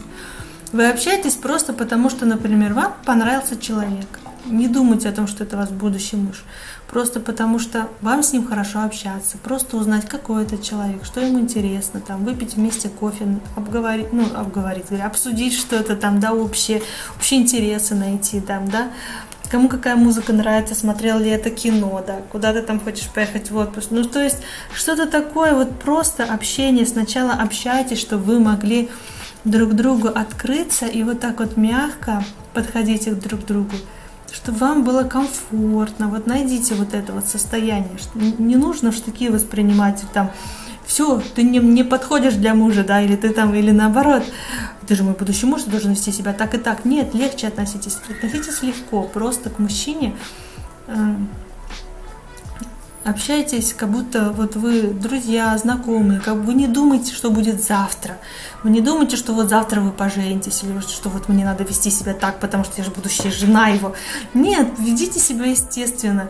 Если вам с ним классно, то пусть будет классно. Если нет, то так и говорите. Если он предлагает там что-то угостить, то пусть угощает, да. Как бы не рассчитывайте на большее при общении с мужчиной сразу. Просто поймите, ваш этот человек или не ваш, хорошо вам с ним или нет. Вот, как бы не нужно сразу, не надо сразу бояться и думать, что вот мы будем встречаться, я не хочу, как это будет, мне страшно. Не надо про это думать. Просто дайте себе шанс и этому человеку просто пообщаться. Просто все, вы подумайте, что вот сегодня мы общаемся, а завтра я решу сама. В конце разговора я решу, буду ли там, или будем ли мы общаться, или вообще как бы интересно или нет. Может быть, просто как друзья, может, просто рабочие моменты. Неважно, просто пообщаться с человеком как-то вот по-доброму, мягко. Вот так вот общайтесь,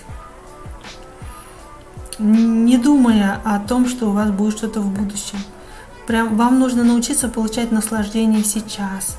От общения, от того, что рядом этот человек, почувствовать, нравится ли вам вообще рядом находиться, там вместе быть, да, интересно ли вам, что вам интересно.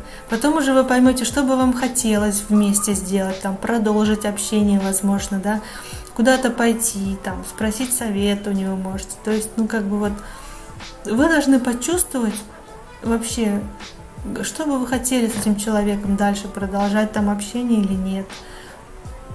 Как бы вот страшно красиво будет, вам понравится он, и вы найдете к нему подход, вот именно вот этой своей мягкой стороной, своей женственностью, как-то вот вы найдете к нему подход, мягко будете воспринимать, остро не будете реагировать, ему это очень понравится, то, что вы как бы знаете, чего вы хотите, но вы это делаете мягко, как бы вот без всяких истерик, да, вы мягко.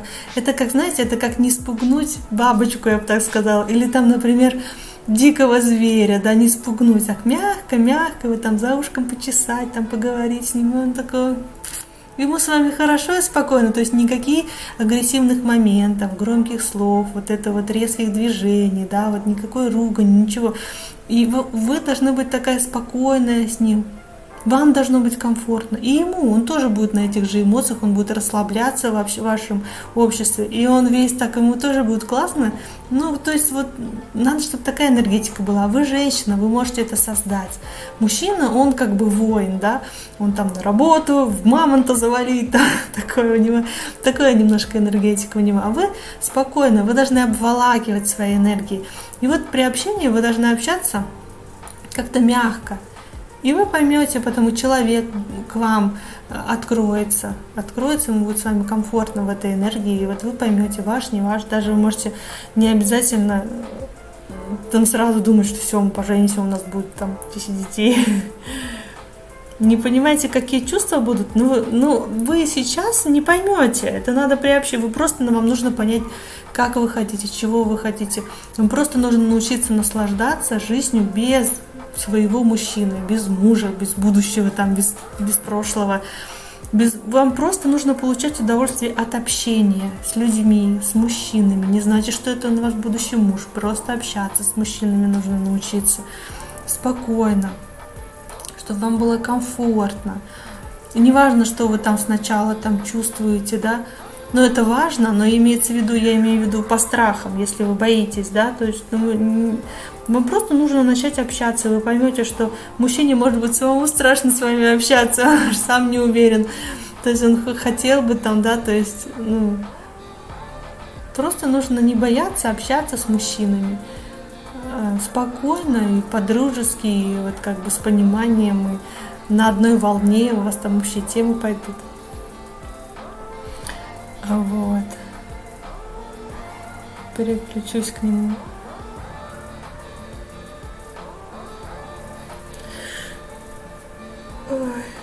Да, вам нужно проявлять вот эту вот женственность. Это когда женщина как вода. Она интуитивно все чувствует. Она обволакивает, как вода. Она же, знаете, принимает. Если наливаешь в стакан, вот она такую форму примет, да. Нальешь ее там в другое что-то, другую форму. То есть женщина подстраивается под обстоятельства. Гибкая такая, мягкая. Вот.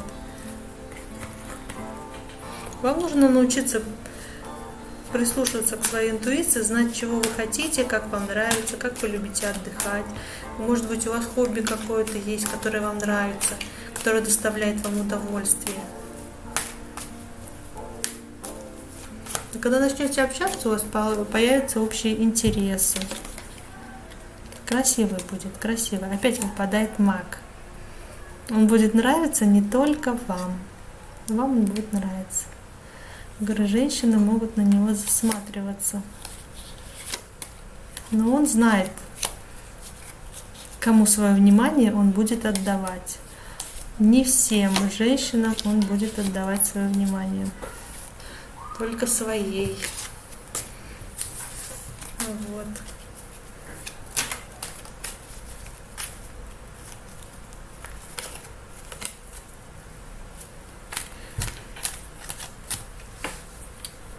Что еще про него уточнить? Напишите, я пока музыку переключу. Не знаю, где тут в общем остановилась.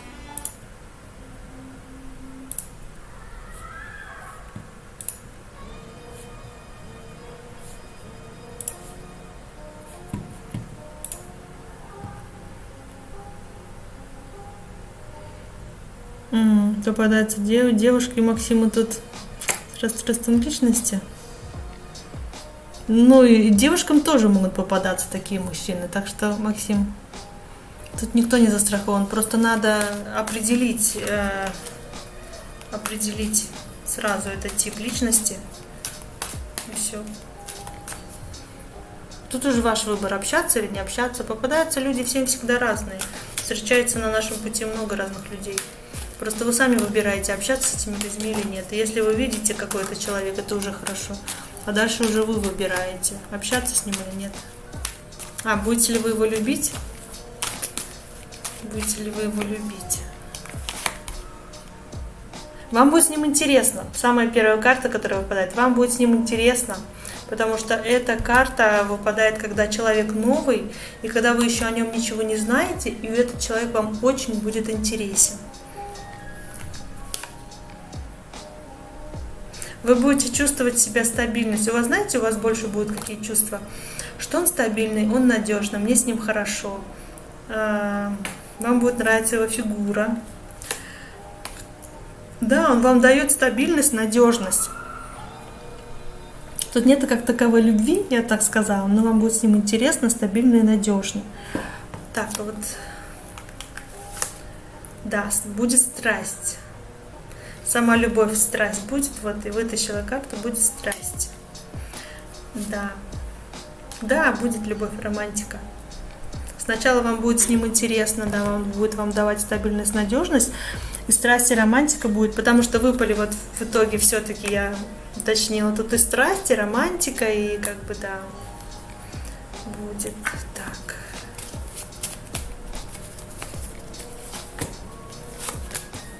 Да, у вас будет притяжение. У вас будет притяжение. Я спросила на другой колоде. У вас будет притяжение по страсти. Притяжение будет. И да, у вас будет и пара, и влюбленность будет. Но в первую очередь вам будет с ним интересно, он вам будет давать надежность. Надежность, стабильность, спокойствие внутреннее, вот это вот уверенность в завтрашнем дне. Да. Будет у вас и страсть, и интим классный, и любовь будет.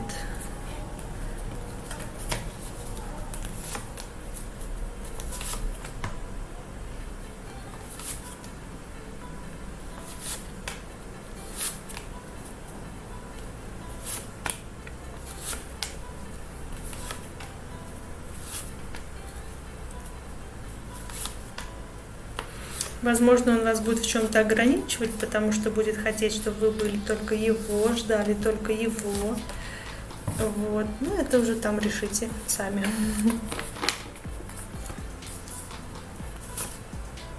Да, у вас, возможность ребенка будет. Ребенок будет.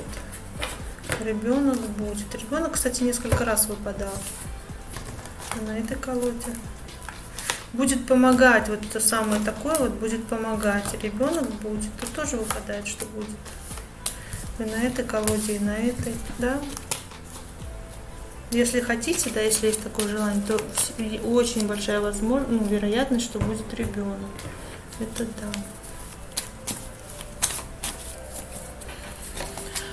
да. Да. Даже 2, что ли? Возможно, даже 2 ребенка будет у вас. Будет ли ребенок, возможно, у вас будет 2 ребенка. Ну, тут как-то вот так показывают.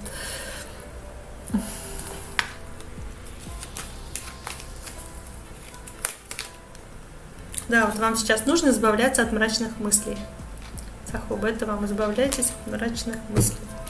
Близняшки, я не знаю, близняшки или нет, я не знаю, как это на карте смотреть, но там вышло 2 такие прекрасные карты. Так что не знаю. 2 детей. Рыцарь кубков и рыцарь пентаклей.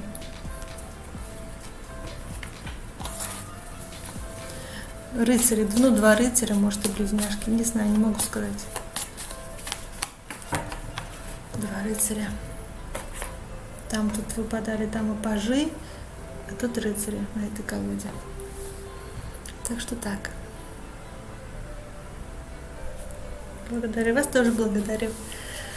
Благодарю, что пришли на эфирчик. Я уже, зеваю. Зеваю уже я.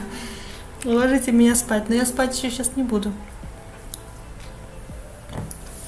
По работе приходится общаться, Максим, всем по работе приходится общаться с разными людьми, это нормально. Куда деваться? Куда деваться?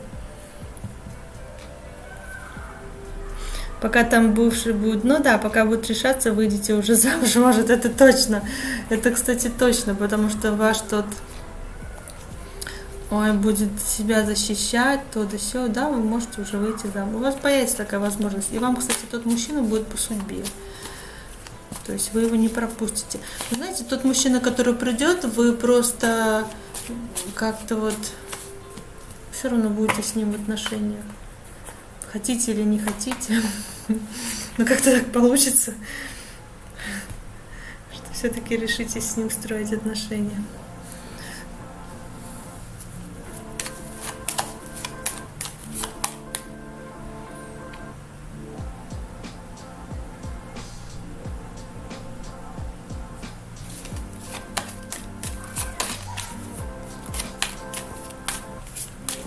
Марьям, подсказка. Подсказка для Марьям. Делайте добрые дела. Марьям, это вам подсказка. Такая подсказка. Вот.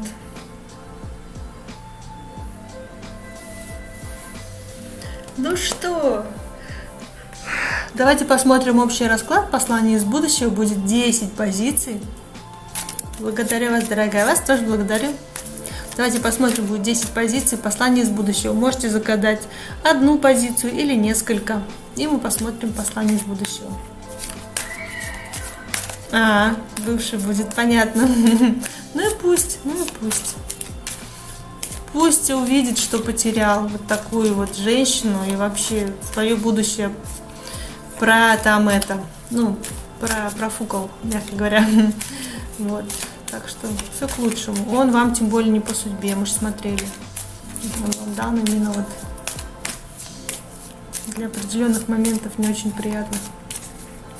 Так, 10, общий расклад 10. Кто загадал 1? Подсказка. Тебе не нужно чужое одобрение, чтобы делать то, что нравится. Не бойся быть собой. Кто загадал 1? Вторая позиция. Кто-то хочет тебя обмануть. Пожалуйста, будь осторожен. 3 позиция. Прислушайся к своим чувствам. Сделай так, как чувствуешь. Не сопротивляйся внутренней интуиции.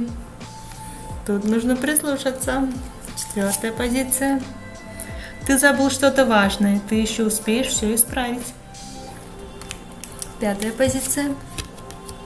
Мысли масштабно. Не бойся мечтать о великом. Возьми блокнот и запиши 100 своих самых смелых желаний. Главное, не ограничивай себя, даже если сейчас тебе кажется, что это невозможно. 6. Ты слишком торопишься. Остановись и еще раз все перепроверь. 7. Прими с благодарностью все, что происходит сейчас. Это тебе во благо. 7. Пора встретиться с друзьями. Вы давно не виделись. Удели им время. С друзьями. 8.